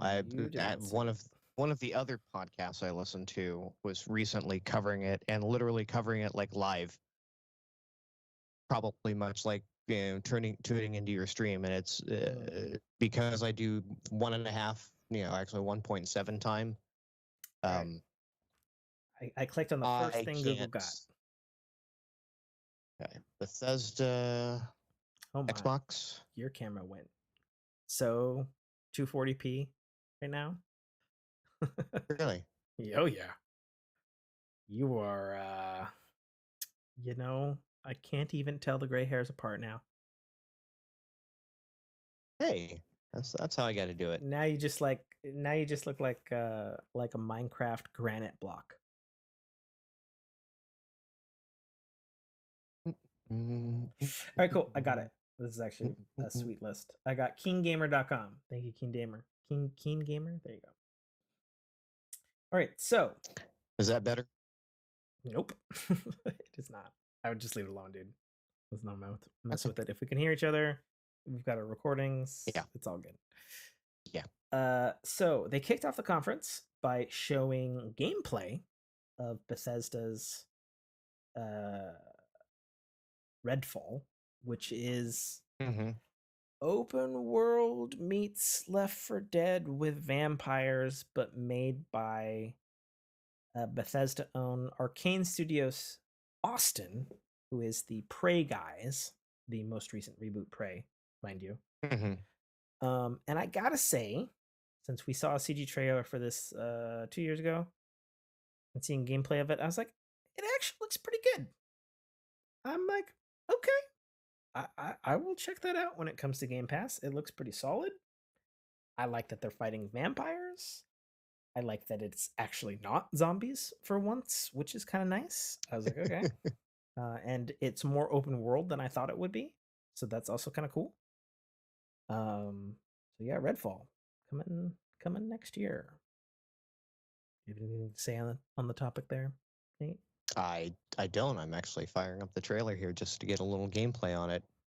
Are you firing up the trailer? Or you're firing up the because they had like a gameplay demonstration. It was like 10 minutes or something. Yeah, trailers and gameplay. So Oh, okay. It looks like it could be good. You know? yeah. I'm like, okay, well, actually pretty solid. Okay. I'll give it a try if it's coming to Game Pass. Yep. I mean, that's the So thing when you're an Xbox fan, right? Oh, I'll give it a try right. if it's coming to Game Pass. Hell yeah. Following up with that, they announced the official sequel to Hollow Knight called Hollow Knight Silk Song. I have not played this game series. Ironically, when this trailer started, Daniel had literally started playing the first Hollow Knight the night before. So when the trailer popped up, he was like, "Oh shit, is this a sequel?" And he's enjoying himself immensely playing Hollow Knight. He's not very good at it, as he's pointed out to me, but he has sunk already about 6 hours into it. And I was like, when did you sink 6 hours into it? You work 12s now and have a child. And the last time he played games was with me. And he's like, in between. I was like, okay, man. So he loves it. He highly recommends it. He actually showed me a little bit of gameplay the other day because before I forget, he now has upgraded his life after his Xbox One went kaput and I attempted to fix it. He now has an Xbox Series X and seems quite pleased with it. Nice. And I was over at his house when he was setting it up, and we hilariously saw Hollow Knight on Game Pass because he was playing it on PS4 because his Xbox had died. So understandable. But he was excited about Silksong. The only thing I can say about Hollow Knight is it's actually a Metroidvania game. As people know, I love me some Metroidvanias. So I will get to Hollow Knight eventually.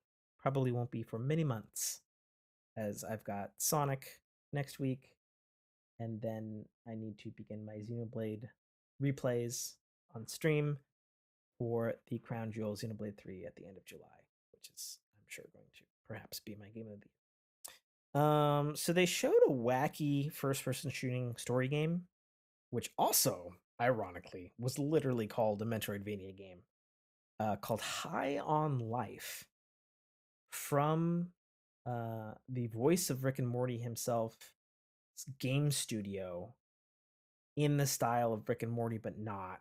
That was like a girl who's on Earth and the planet gets invaded by aliens, but then there's these guns that are like sentient and talking, and so you're using these like different sentient wacky talking guns to like fight aliens in this like Metroidvania 3D first person shooter adventure. And I was like, all right, that sounds pretty cool. Coming to Game Pass, of course, since this is a Microsoft showcase. Next, they had like a sizzle trailer, which when I was watching the live stream was very confusing because they showed like all of Riot Games' games. They showed Mhm. what are those games they're famous for? They showed League of Legends. They showed League of Legends Wild Rift. They showed what's that first person shooter hero shooter they got? Valorant. They showed Valorant, and then they were showing them all with like all of the characters unlocked that you don't have to pay for. And I was like, oh, cool. Is this coming to Xbox? It is not coming to Xbox. However, it's coming to PC Game Pass this November. Okay. So all of those with all of the characters and skins and stuff unlocked, Game Pass, which is I perhaps wonder why. That's weird. Okay. well, because they're PC already, I guess. I guess. Yeah. And so you probably just log in, and it's like, oh, you log in with Xbox. And it's like, okay, they're an Xbox user. They get everything for free because we've made a deal. Sure. So I guess that's cool. I don't really give a shit about that because I don't like League of Legends. Right. Nor have I seen that anime thing that's on Netflix that people say is fucking amazing. Like as a story, not just like a fucking thing that's related to League of Legends. Then they showed gameplay from the Plague Tale sequel called Plague Tale Requiem. Mm-hmm. A lot of people getting eaten by hordes of rats. A lot of people. A lot of rats. It's different. A lot of rat stuff. Oh, rats. Sidestep back into life. I caught my motherfucking rat.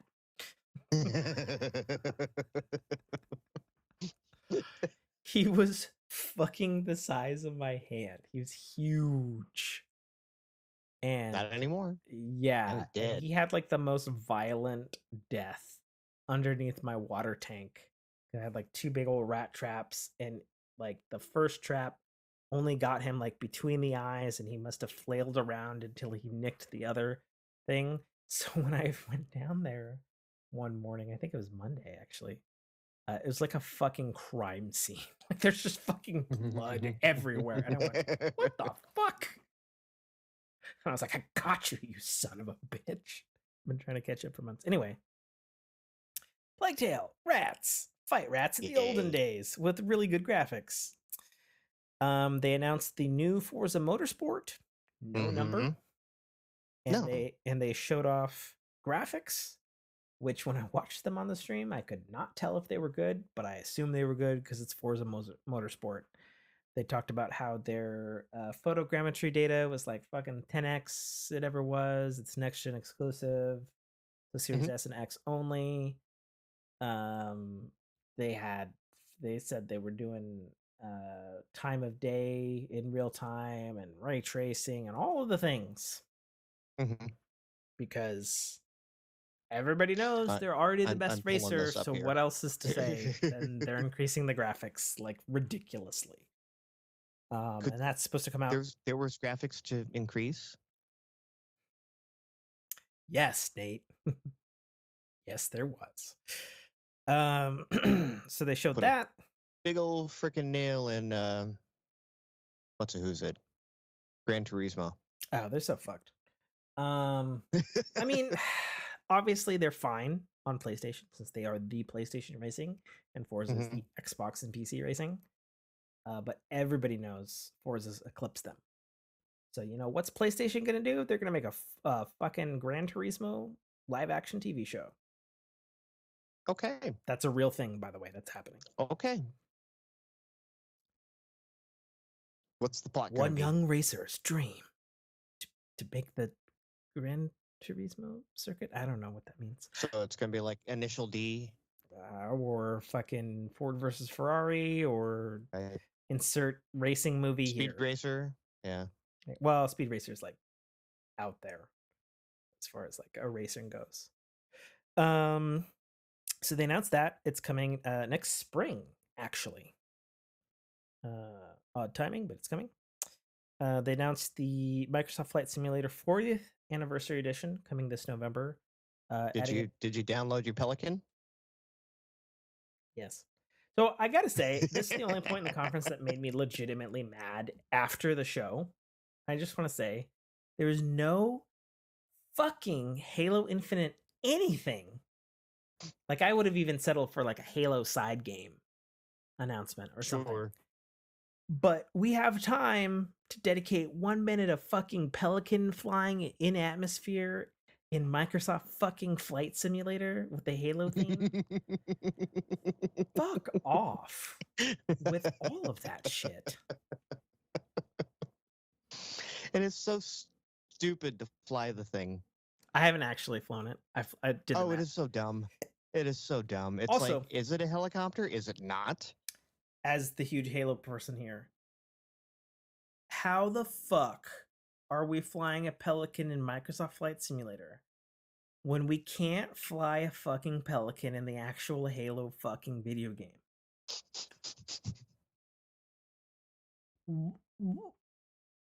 What the actual fuck, guys?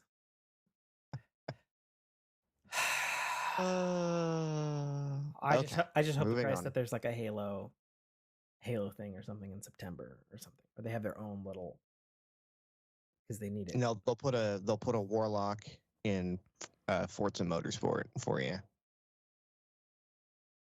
What, from Destiny? Or sorry, no, Warthog. Sorry. Oh, I was gonna say they're not putting a warlock in anything Xbox. They're fucking Sony owned now. A Puma. Yeah, but they already have. They already put the fucking Warthog. It's in fucking Forza Horizon. Sure. They'll just put it in Motorsport just to hide it over. Yeah, there was a really nasty Kotaku article that I actually had to agree with. That was like, Halo continues to get DLC for every game but Halo.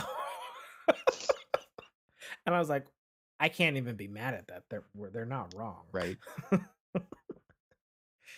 So after that, they had a whole thing on Overwatch 2, which I couldn't fucking care less about.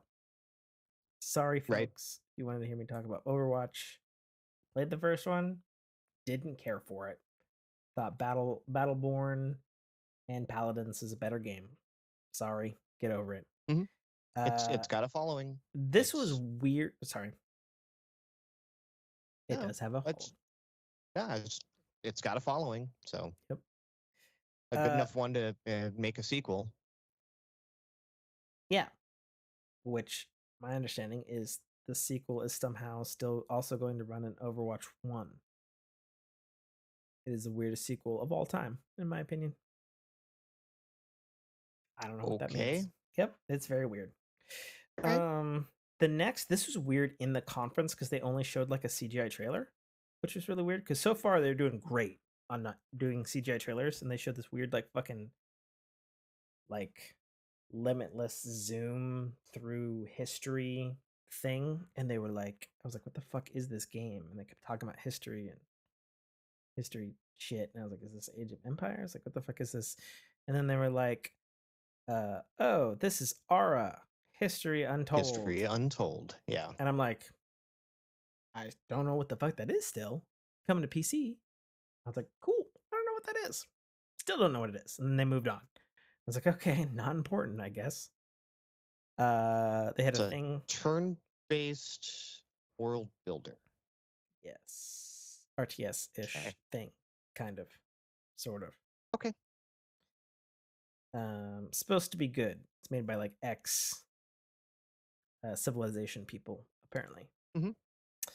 Then they had a little sizzle for Elder Scrolls Online High Isle, which is out like now or next week or something.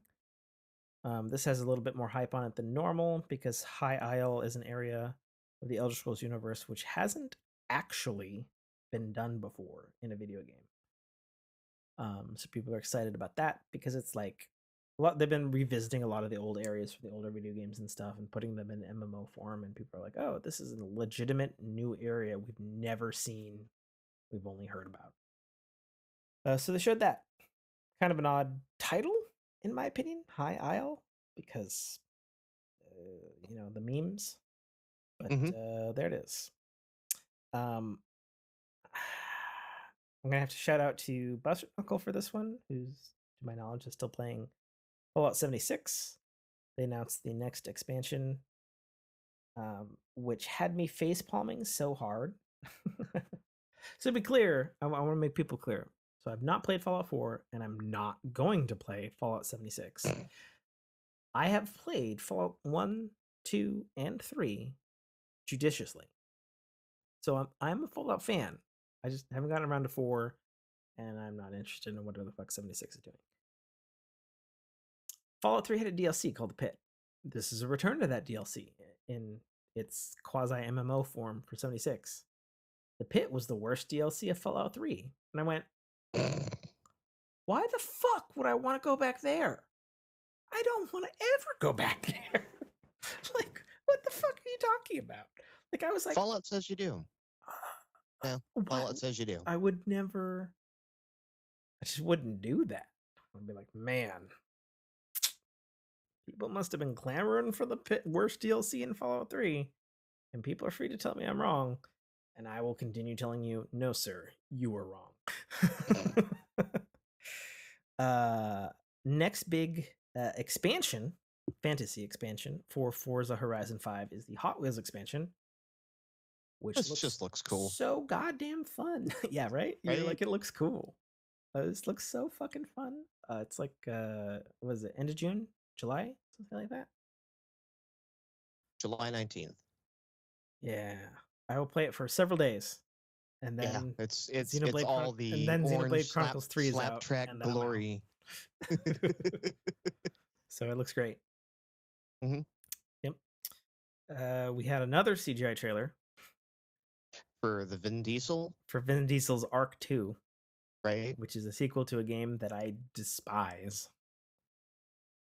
If you want to play a get raped, shitty crafting game with terrible frame rate, sure, go for it. Not my cup of tea. Okay. And I say get ripped because like you spawn and then like naked people come up and beat you to death, and they're real players. Right. And I'm like, oh, cool. I just spawned. I don't even know the controls. That's great. What a fucking fun game.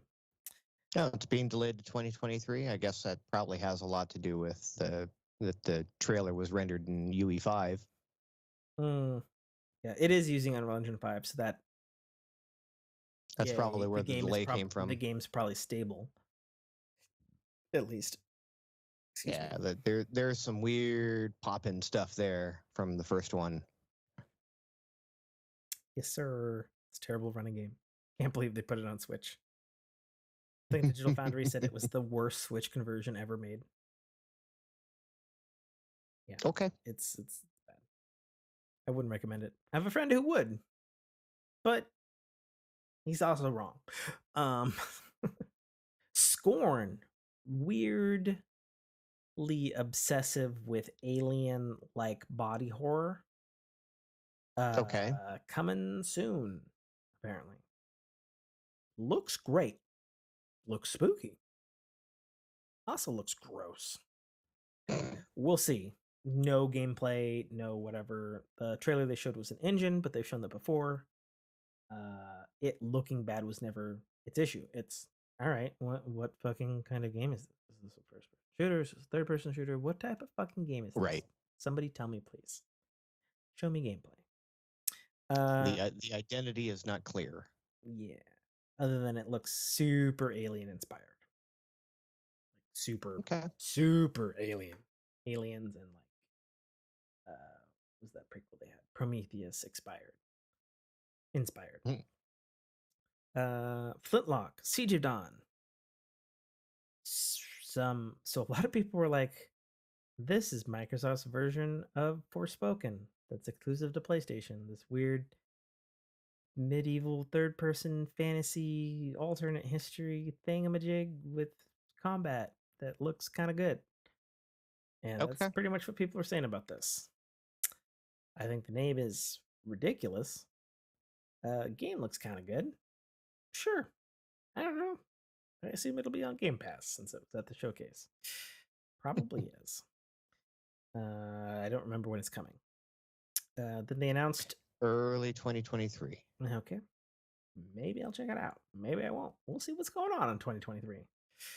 Then we have Minecraft Legends, which is the third Minecraft spin-off game to be made. And it is like some like weird Minecrafty, Diablo-y, Warcraft over the shoulders MMO looking RPG looking thing Okay. in Minecraft. Um, with some kind of story going on with it.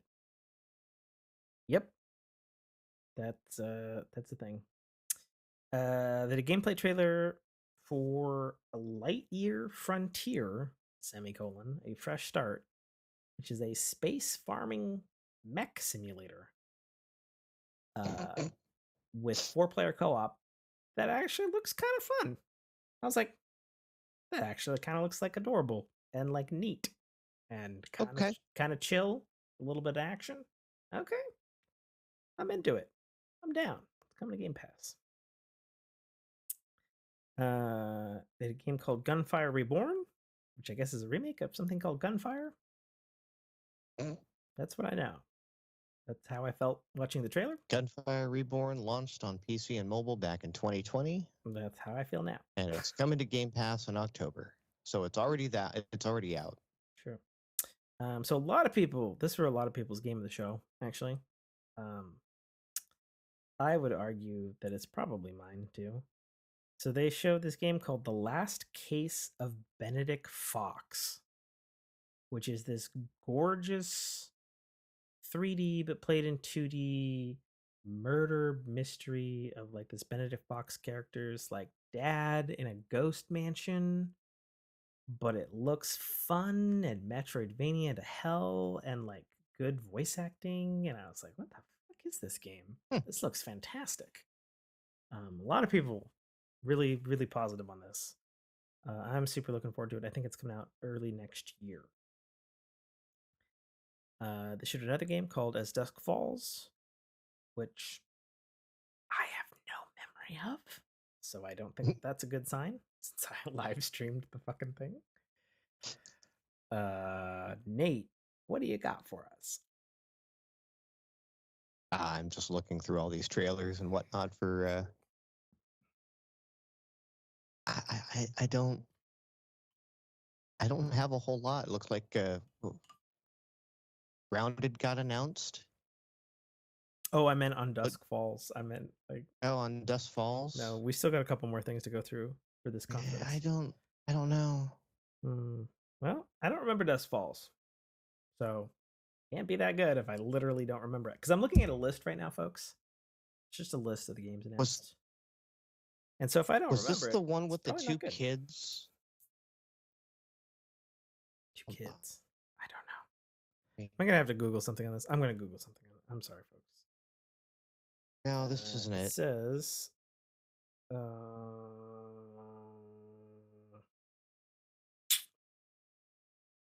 yeah, no, I got nothing. It's a multiplayer story game where you can experience the narrative along with. Oh shit! This is the one that's it's from a studio Microsoft owns now.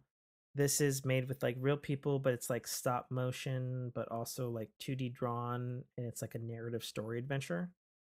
Sure. So I was interested in this. I hate the intentional low frame rate animation. I hate it. It's coming out real soon, July 9th. Game Pass. And it has 7-player co-op. Okay. And that's probably why I don't remember it, because I was like, I don't like the fucking game at all. This looks like it looks really great and fun story-wise. But then the actual game, I was like, I don't fucking want to play this because of how it looks. And it's like super intentional frame rate. Right, I'm watching this trailer. Okay. I don't want that. Like, I understand that that's a style. Sure. But that's not one that interests me, and I'm gonna pass. I'm gonna pass on that. They announced a partnership with some Chinese studio to port this game called Naraka Blade Point, which is a 60-player PvP mythical action combat experience, which was released on PC last year. So if you're on PC, go ahead and check it out. But it's now coming to Xbox consoles with a brand new campaign mode. And it's coming real soon, actually, the 23rd of June. So just a handful of days. And check it out. Yep, that's a thing. They showed another game from Obsidian, and I lead with that because that's going to make some people buy it. Obsidian, as people know, are the ex actual developers of Fallout 1 and 2 Mm-hmm. and have made sequels to Fallout 3, Fallout New Vegas, which is critically acclaimed. They've done sequels to Knights of the Republic 2. They did the famous South Park games. They're really good at making RPGs that are fantastic RPGs that run terribly, just like Bethesda. Um, it's true. I'm sorry, guys. So they have this game that came out. It's an original game called Pentiment, and it's like this medieval era with this storybook stained glass looking art style, but it's like RPG with multiple story choices and dialogue trees and whatnot. And much like As Dusk Falls, at least for me, I have zero interest in playing this because of the art style. I'm just like, I don't want to play that. I don't want to look at that. I'm sorry, I'm out. But if it didn't have that art style, I'd be like, all right, this game looks actually pretty fucking dope. So it's coming in November. Xbox, PC, Game Pass, because Microsoft owns them. Grounded version 1, which is the survival against Honey I Shrunk the Honey, I Kids Shrunk the thing. Kids. Yeah. Brock and his girl play this game actually religiously. And actually, me and Daniel are actually talking about playing it because we actually recently completed our. Oh, I forgot to talk about that. We actually completed our survival video game that we were playing and streaming called The Forest, which has been on PC forever, and its sequel's coming out this fall. We completed it, I think, Wednesday night, something like that.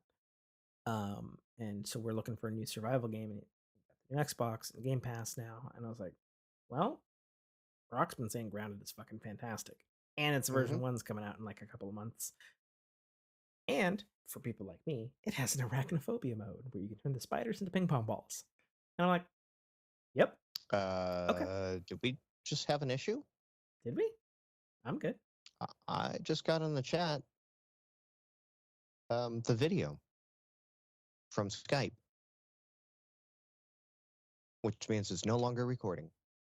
It says it's still recording up at the top. It's 2 minutes into a new recording. Okay. Cool. I think it's a Skype thing. My Okay. 3 hours? Audio hijack. Yep, 3 hours, 6 minutes. Okay. Cool. Yep. You're still good? Yep. Sweet. I was just like, why am I suddenly getting the Sweet. Do we need to Yeah. Grounded version 1, September this year. There's a strange trailer or announcement trailer for a game called Ereban Shadow Legacy, and it's like Assassin's Creed, Splinter Cell, Cyberpunk, but Egyptian, but also against robots that have taken over the world with a girl who can turn into a fucking shadow on a wall. As a stealth fan, I was like, okay, I'm into it. Let's do it. But also, who knows? Not coming to right. Not coming until 2023 Xbox PC, of course. This is a big one for a lot of people. They literally announced and showed gameplay of Diablo 4. Not on mobile, right? Correct. Not on mobile. Definitely on Xbox, though. 100%. Since it was the fucking Xbox showcase. So... What? I just read the last paragraph. Additionally, couch co-op was confirmed for Xbox Series X, along with cross-play co-op and PvP between Xbox and PC. I mean, let's be honest, that was always going to happen, because if they're going to soon be... No, it wasn't, because Xbox, it should have happened already. Okay. So. I mean, I agree with you that it should have happened already, but it is. So, it's Diablo 4. They started off a CGI trailer, of course, Blizzard CGI, which is fantastic, with the Necromancer being one of the selectable classes not locked in DLC, which is up my alley, because I'm a Necromancer main. So they showed off a couple of things. Number one, and these are things that perhaps would anger Diablo fans. Number one, it's open world. Continuous world. You travel literally on foot from village to village, town to town. One huge world map, continuous, multi-layered. Okay. That could be fantastic. That could be bad. I'd say it's It hard could to be say. tedious, right? It is in. I would imagine there's still fast travel, but yes, potentially tedious. Number two, it's a live service game, boys. It's gonna have world events and fucking dailies and bounties and shit, just like Destiny, just like Diablo Immortal. So you're gonna either love that or you're gonna hate that. They're gonna have world bosses, so like little mini raids where you're gonna have a bunch of people. Things are gonna Like Monster Hunter. Yeah. no, like Diablo Immortal and Destiny. Okay. Blink, blink, blink. So some people are like pissed about it, some people are not. There's that sneeze from 3 hours ago. Whew. It's back. There we go. Still good? Lost you for a sec. Yeah, I see that. You were clear for a while, then you went super pixely, and now you're at like medium pixels. Interesting. My Gigernet is not Gigernetting, Your apparently. Gigernet. Nice. So Diablo 4 coming next year to, at the very least, Xbox and PC. No other platforms announced at this time, which is not surprising, given the fact that they're in the process of getting bought by Xbox. I will say the graphics took a serious, huge jump up in, like, it's not the, they look more like their old Diablo 1 and 2 pre-rendered ultra-realistic selves, but in full 3D, and less like Diablo 3 and Diablo Immortal, if that makes any sense graphically. Okay. The next thing, and I encourage people to check this out, was the funniest fucking trailer for an update I've ever fucking seen in a while. It was the Sea of Thieves season 7, where they had just a pirate singing about new features in a fucking bar. And the gamer like, oh, you're gonna come and you're gonna do this. And I was like, oh my god, this is fucking so perfect for this game. Fucking hilarious. So new seasons come in July. Its big thing was finally, you can have ship loadouts now. We've been asking for this as Sea of Thieves players for a long time. Because when you begin the game, you have to prep your ship. And that can take like anywhere from 5 to 30 minutes, depending on which island you spawn on and if you've got a crew that's competent. So you can finally have ship loadouts, go to the dock, hit a button, boom. You have your loadout on your ship ready to roll. Number 2, and they didn't really explain this because it was a dude singing in an in-game game engine cutscene thing for the features of the game, which was hilarious. Me and Daniel were dying because we play Sea of Thieves together, so we were like, "Oh Jesus, this is the best fucking trailer so far" because it's funny. You can have captain's quarters and you can decorate them. Now, right, I'm seeing this. This is awesome, but also beard-scratchingly confusing. Because in Sea of Thieves, so you have party sizes of 1 to 4, and that also dictates what kind of boat you have. You know, if you have 1 to 2, you have a sloop. If you have up to 3, you have a brig something. I can't remember. I'm losing the words right now. And then if you have up to 4, you have a galleon. Galleons are the only properly sized boat that is big enough to have a fucking captain's quarter. Which begs the question, are they upping the player size? Because the sea shanty man who was singing me the new features, not particularly clear. Right. So that's a thing. I don't know. Yeah. And again, what's the point? Like, if your ship sinks, well, I think do the you point, lose all that stuff? So normal Sea of Thieves would be yes, but now it sounds like you can save a loadout So if you have the supplies, you can then just hit a button and re-put it back onto a new ship. That would be my guess as to how that works. It's Okay. questionable because it's not how Sea of Thieves works now. So it's like I'm not really Right. sure how it's going to be implemented. Because again, the trailer was a dude singing about new features, and they like showed some stuff, but he's singing about it, and it's like, okay, not super clear, but it's coming out in a month, so we'll know soon enough, I guess. Next game they showed was a game called Ravenlock, which looks like a rather interesting. It's like an action adventure RPG thing with like it's an Alice in Wonderland game because it takes place in Alice in Wonderland. It's got this like it's pixelated, but it's like also like hyper detailed, but it's 3D kind of look. It looks kind of neat, actually. I'm curious about it. So that's kind of interesting. That's coming 2023. They showed off the next game from the people who created Limbo and Inside, played it. And as people know, they make award-winning, fantastically emotionally evocative indie side-scroller story games of the action variety that are famous and ported to everything on the planet. So they announced a new game, Cocoon, and they showed gameplay of it, and it's like an alien planet thing.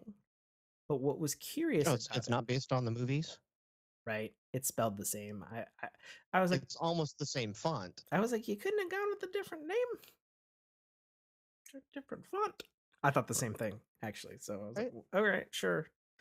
So I'm looking forward to it only because it is Playdead, and their games are they're just immaculate. Like every frame, every button press, everything is so carefully thought out. And these are experiences that you can have in about 3 hours each. So, they're so like curated. And the thing about Cocoon, other than the fact that it's Playdead, and I'm going to play it immediately because it's that team, and I love their past 2 games, is that it's not 2D side scrolling. It's overhead 3D puzzle something. So it feels kind of Tunic. It's a different style that they have not done before. That makes me a little nervous, but at the same time, like I'm like, well, but Playdead's track record so far is like batting 1,000. So we'll see. And that's coming first to Xbox, like all of their games have come first to Xbox because that's where they got their start. And so they show some love to Xbox there. It's coming in 2023. And I just accidentally refreshed my page and lost my spot. That's awesome. See, after Cocoon was Wolong Fallen Dynasty. Oh, yeah, which I wasn't expecting. So it's Team Ninja. The whole time I was watching this trailer, I was like, this looks like a Team Ninja game. This looks like Neo 3? And it's not. So I was like, okay, cool. Like, it looks neat. And in general, I like Team Ninja. I don't think they've ever achieved... Like, here's my problem with Team Ninja. They lost their creative director, who was a fucking wackadoo, cowboy hat wearing Japanese man. Wore sunglasses at all times. But that dude made fucking like the Team Ninja games, like Team Ninja games. Like he founded that studio, he ran it, created the Dead or Alive franchise as well, and then revived Ninja Gaiden because the company they were at had the IP for that. And I will say what a lot of people, now that I'm an Elden Ring boy, Ninja Gaiden 1 for the original Xbox is one of my favorite games of all time. It did this Elden Ring Dark Souls shit before any of those games did it. Sure. And the tragedy of Ninja Gaiden is that at the time, while it was widely acclaimed, people in the streets didn't like it. So for Ninja Gaiden 2 and 3, they changed it to like this fucking generic ass fucking action game. And it was kind of too brutally hard, and it was not the same as Ninja Gaiden 1, which was a fucking masterpiece. Right. And if you had that one game-breaking bug, you could never beat it. amongst many other things that were wrong with Ninja Yeah. Gaiden 2 and 3. And then, of course, the creative director left, and Team Ninja's been kind of doing whatever. And while I've not played Neos, which are supposed to be, Dark Souls-esque, or so I'm told, my hope for this weird-ass game that has this weird-ass title is that it's returning to, now that they've gotten some street cred back from whoever's creative directing that studio now, they're returning to that style of the original, or at least the reboot of original 3D Ninja Gaiden from way back in the original Xbox One era, or OG Xbox, if you want to be really specific. So yeah, I don't know. I have a hope for that personally. And then the next, I couldn't stop laughing at this next announcement because it, on the one hand, it's a huge win for Xbox. If you love JRPGs, surprise, you're getting Persona 5 Royal, Persona 4 Golden, and Persona 3 Portable, all coming later this year, and to Game Pass, starting with Persona 5 Royal on the 21st of October. I think this is fucking hilarious because I think, as I've said, I'm still like dabbling in trying to beat Persona 4 Golden on my PlayStation Vita, which is where it launched, because it's a really long game and whatever. So on the one hand, I'm like, great, more people can experience that kind of game if that's up your alley. It's some of the best JRPGs there are. I agree with that, having played a lot of Persona 4 Golden. The thing that irritates me and made me laugh about it so much is, so I've not played Persona 5. I know the main character of the game who you play is called Joker. He's like a weird masked wearing dude, criminal or some shit like that. I don't know. Who's a playable character in Nintendo's Super Smash Bros. Ultimate. Persona 4, 5, and 3 are not playable on Nintendo platform. And Xbox is getting them first. Man, if I was like only a Nintendo person, I would be like, what the fuck? I don't know. As an Xbox person, I'm like, okay, I guess I'm playing on my Xbox because they're not fucking Jesus. So that's just silly to me. I'm just like, what the hell? Or they're just going straight for the gut punch, and why build it for Switch if we're gonna just put Game Pass on Switch? I mean, that would be wild, but if they were gonna do that, they would have done that at this show, I think, personally. So that was a thing, because the next gut punch, especially to Sony fanboys, was that they officially announced that Hideo Kojima's video game studio is working on a brand new IP for Xbox. It was simultaneously, it was the one point in the thing where I jumped up and said, fuck yes, because I'm a huge Hideo Kojima fan. Sure. And not even because Xbox is taking away from PlayStation. Like, I have all the consoles. Like, I care, but also like, cool, a new game from Hideo Kojima. I don't give a shit. I'm excited. Like, that was kind of what my fuck yeah was for, if you watch the live stream. And that it will be exclusive to Xbox. It was simultaneously like amazing, but also a little bit lackluster, because it was like Hideo Kojima, the person is like, hey, doing a new game on Xbox.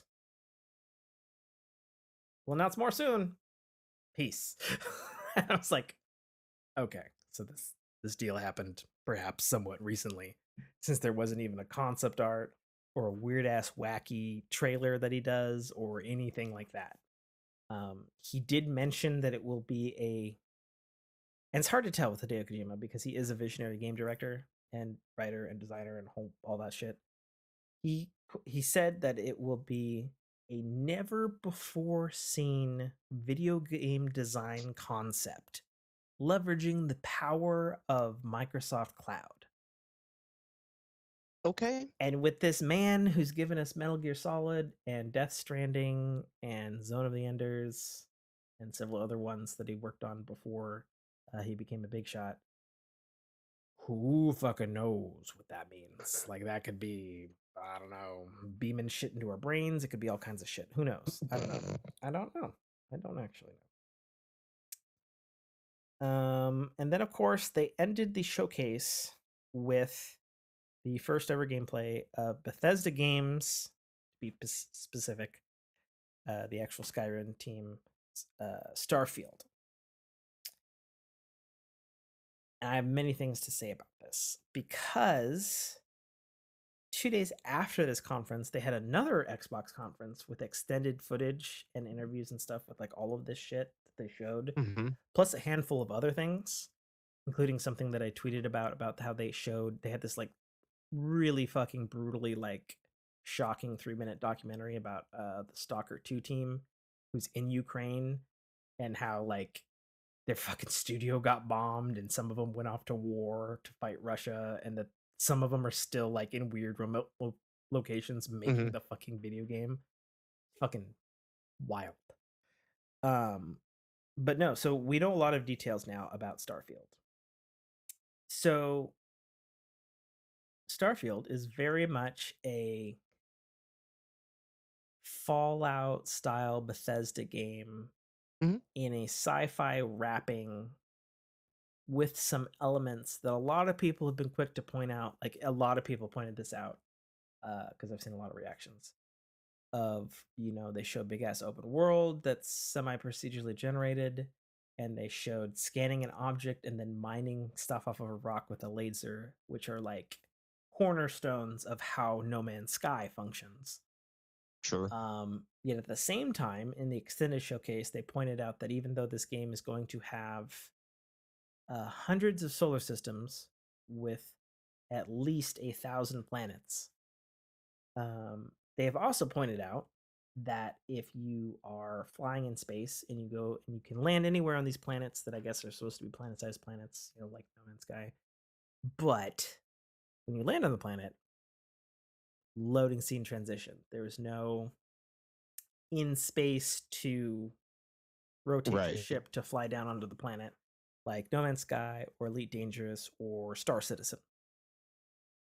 And the quote from Todd Howard, who I think is a pretty lovely man. I've said before, I met him way back at the Fallout 3 reveal, where he literally watched me play Fallout 3 in front of him and gave me tips on how to blow a dude's head off and asked for my feedback. So he's a very nice guy. Shortest guy you've ever seen, by the way, but absolute nice man. I don't have bad things to say about him. But I do think what he said about this on Starfield was a little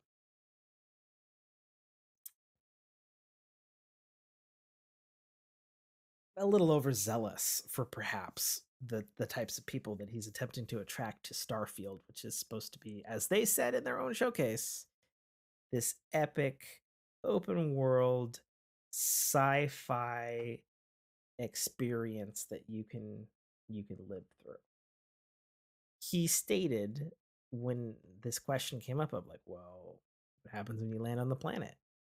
And he stated that there will not be, you can't fly seamlessly from the planet to space. There will be a transition. And he said, ultimately, we felt that wasn't that important to the experience. Okay. I read this as two things. Number one, I read it as PR. Number two, I read it as because we know for a fact that this game is using their creation engine, which is the Skyrim and Fallout engine in the last two games that they've shipped. And that is an old engine that they have, admittedly, it looks pretty good graphically here, and they've obviously tuned it up a lot. This tells me that there's limitations. Their engine can't do that. Right. And the solution... Not very many can. It's true. It's very true. It's very limited. Especially at that fidelity. Sure. So, this kind of rubbed me the wrong way a little bit personally as someone who is now used to games where you can fly in space and then seamlessly fly down to planets. Dangerous, No Man's Sky. If you want to count it, because you don't really fly, but it is seamless. It happens in Astroneer as well. Um, like they go out of their way to show that this is going to be a huge sci-fi thing, and one of their big cornerstones is you can build a spaceship, and the space combat looks actually pretty dope in this game, if I'm being honest. Mhm. But they show that they have a whole system where you get to completely build your own starship, which is something we don't have in No Man's Sky, I might add. I'm asking for it. Maybe we'll get it this year. We'll see. Um, but it like looks really cool and it looks really intuitive, and you can like walk around it and you can hire crew, and it's like a big ship. Um, and I'm like, that's awesome. But if the experience of like this sci-fi fantasy of like flying out and creating your own stories and doing this stuff, part of that fantasy, in my opinion, as a sci-fi nerd, is fucking breaking atmosphere and like flying in and out of the atmosphere and like docking with space stations and stuff, And while I would never tell anyone to play Elite Dangerous after what they did to all of us console players, you can still fly and land on a planet, and like docking and stuff is like a whole thing that feels very like Microsoft Flight Simi, but in a good way, where it's like it's a satisfying part of the, oh, I'm in space and I gotta adjust my rotation, I can do this and like Mhm. measure all of the things. And when you look at the UI for what they have for flying the spaceship in the combat segment in their 15-minute gameplay, it looks hella Elite Dangerous. I noticed a thing in the left where it looks like, oh, it looks like you can redirect power to different subsystems. And I'm like, that's what you can do in fucking Elite Dangerous. I get it. And so it's like it's a little it's a little lame in that perspective. Um I've seen this reveal trailer many times because I have been looking forward to Starfield, because I do, like their old games, and I do obviously I'm a sci-fi guy, so I'm looking forward to it. Um So I'm looking forward to it. It does look a little rough, and I see why it was pushed from November of this year. My kind of thoughts are, these guys clearly played a lot of No Man's Sky. Like, Mhm. having played so many hundreds of hours of No Man's Sky, I was like, wow, the amount of stuff that is No Man's Sky in this game is pretty on the nose, in my Well, opinion. they say imitation is the greatest form of flattery, right? Hey, I'll take it. And I'm sure Sean Murray, who created No Man's Sky, will take it too. He'll be like, hey, look what they're doing. They're doing what we're Right? doing. That's cool, you know. So we'll see. We'll see on Starfield. I think another big thing that came away with all of this data is there will be no, and who's to say for a DLC down the line, but there will be no co-op or multiplayer in this. And when you throw 1,000 worlds Mhm. at somebody, that's a little daunting, in my opinion. So we'll see. We'll see how that goes. They've even said that they have procedurally generated planets, and then some of the planets are like handcrafted and stuff like that. So it's gonna be hard to tell what the game's gonna be like until some people have gotten some more hands on with it. With like, all right, is it like, okay, these handful of plants are amazing because they're like handcrafted, and then these plants are just like fucking barren ass shit with like random shit popping everywhere, Right. you know, because, that's hard to get right. No Man's Sky did not get that correct the first year it was out. And it took a long time for them to, I mean, I've said it before, I've always thought it was fun from the beginning, but it took a long time for them for these barren ass planets that are fucking ludicrously big. They're as big as any game world ever, before their generation was up to, there's always something cool over Mhm. each mountain or horizon or whatever. It took a while to get there. So it's going to be interesting to see how they solve that specific issue. Because I don't have a doubt that their main story and their main quests are going to be good, because historically they've done great in that area, and that's like within their wheelhouse. They've been doing with Skyrim and the Fallout games. So I'm like, okay, cool. I'm looking forward to that. You know, and for anybody who hasn't seen the trailer, Starfield is a Fallout style playing game on the ground with a lot of No Man's Sky elements wrapped up in many, many, many times the size of a Skyrim game, with kind of the aesthetic of the TV series The Expanse. Mm-hmm. That's what Starfield is.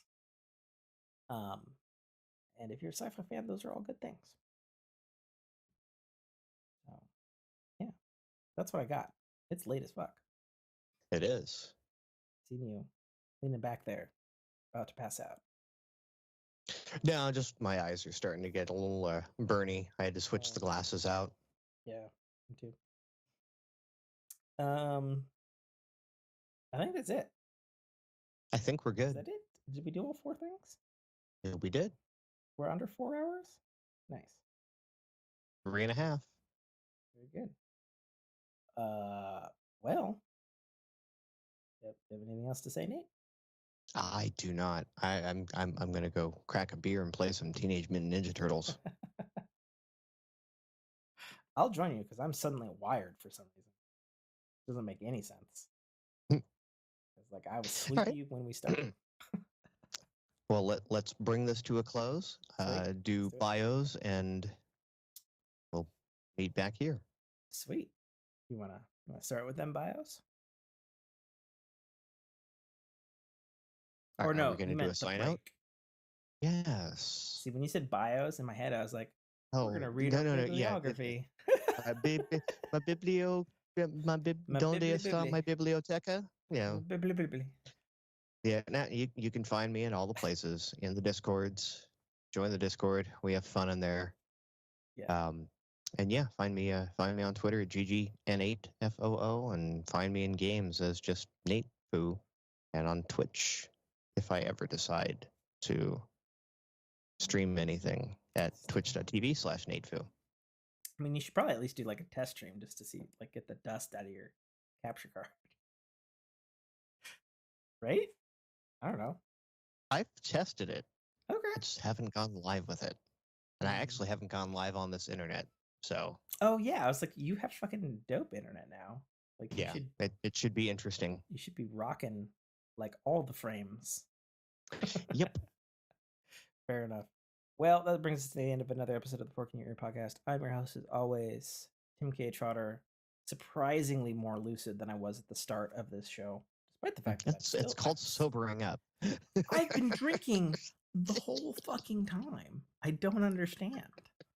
How do you sober up by drinking more? That's not how life works. Maybe your liver just said, "I'm done. I'm shut off." I want to be the first fucking time. All right, I'm joined. Check out our stuff at Dynamicworksproductions.com. Twitter, Tim_T, Twitch, Tim_KA_Trotter. Buy my book, support the show. And we don't have merch. That's it. Yet. And we're out. Thank you for listening to a Dynamic Works production podcast. You can find our podcast at www.dynamicworksproductions.com. Feel free to email us at dynamicworks@mac.com.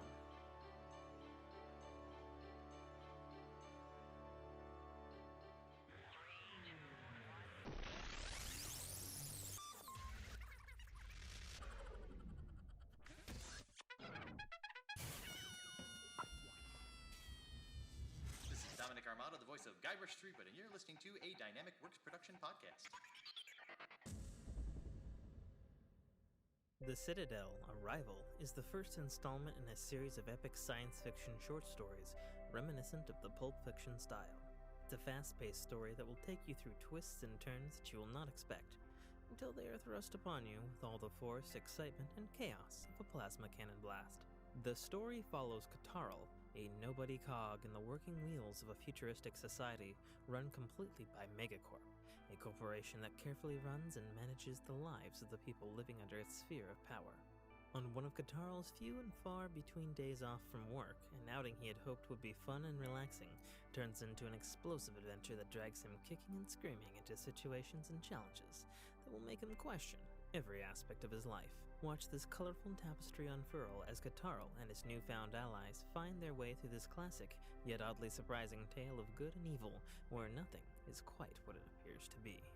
That's The Citadel Arrival by author Tim K. Trotter, available right now on Amazon Kindle Store and iTunes iBookstore for only $2.99.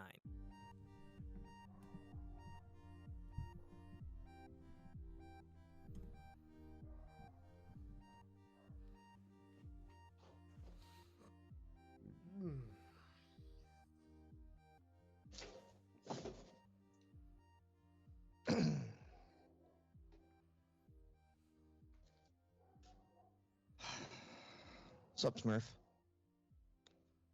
Few bits. One, I stopped drinking 30 minutes ago. Two, Audio Hijack did not bring up my custom application audio thing that I built for this show. So that was why I said hold on a second. I brought it back up. I think it's the one that I was using. I did switch a toggle that said I'm recording in ultra high latency mode, and I no longer hear myself echo like I normally do. But it also says it it increases the chances for audio skips. So we're just gonna test that out and see how that goes.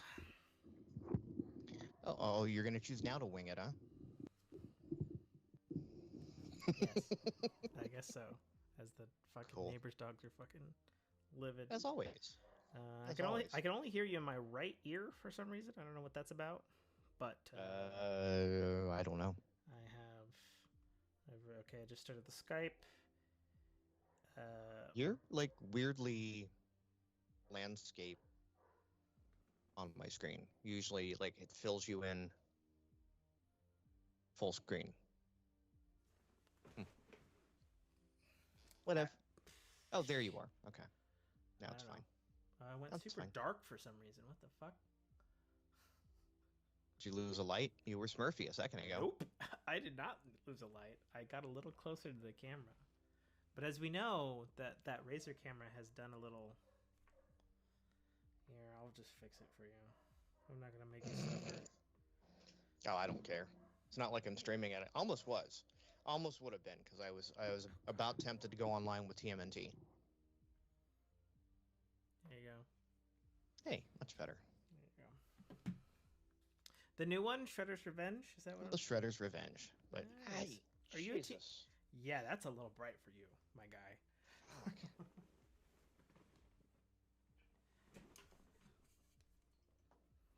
All right, so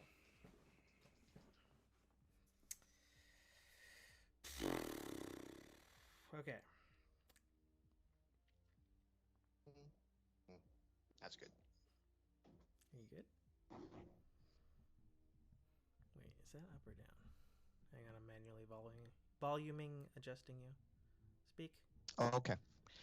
Speak some Chickadee check 1 2. Chickadee China, the Chinese chicken. more. Okay, there we go. We gotta go up with the knob because we're upside down. Oh, and there's a little bit of echo in my left ear. Okay, but it's considerably shittier, or not as shitty. So we'll see. You're drinking Coke. There was Pepsi in here, and now it's mixed with.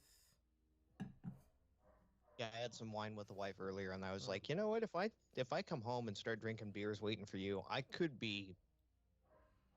You could be 1 o'clock 3 or Nate 4 Fu deep. instead of 9 o'clock Nate Fu. Yeah, I could be 3 or 4 deep at the start of a show. All right. Let's not do that. Well, I'm gonna try. And I was tired. I'm gonna try my best. We'll see if you need to manage me at all. Well, you're just drinking water now, right? Sure. Okay. Fair enough. Thanks for the warning. I took it to go. Oh. Or we could play a game with it. We could be like, oh, I don't know. Is it water or vodka? Well, it was my tea, but now it is mixed with Bacardi pineapple rum, some Disaronno, and some Pepsi. So I'm not even sure it tastes any good anymore, but we'll see. Okay. Daniel's trying to get rid of it. He's like, I'm not fucking drinking this fucking pineapple acidy ass fucking rum.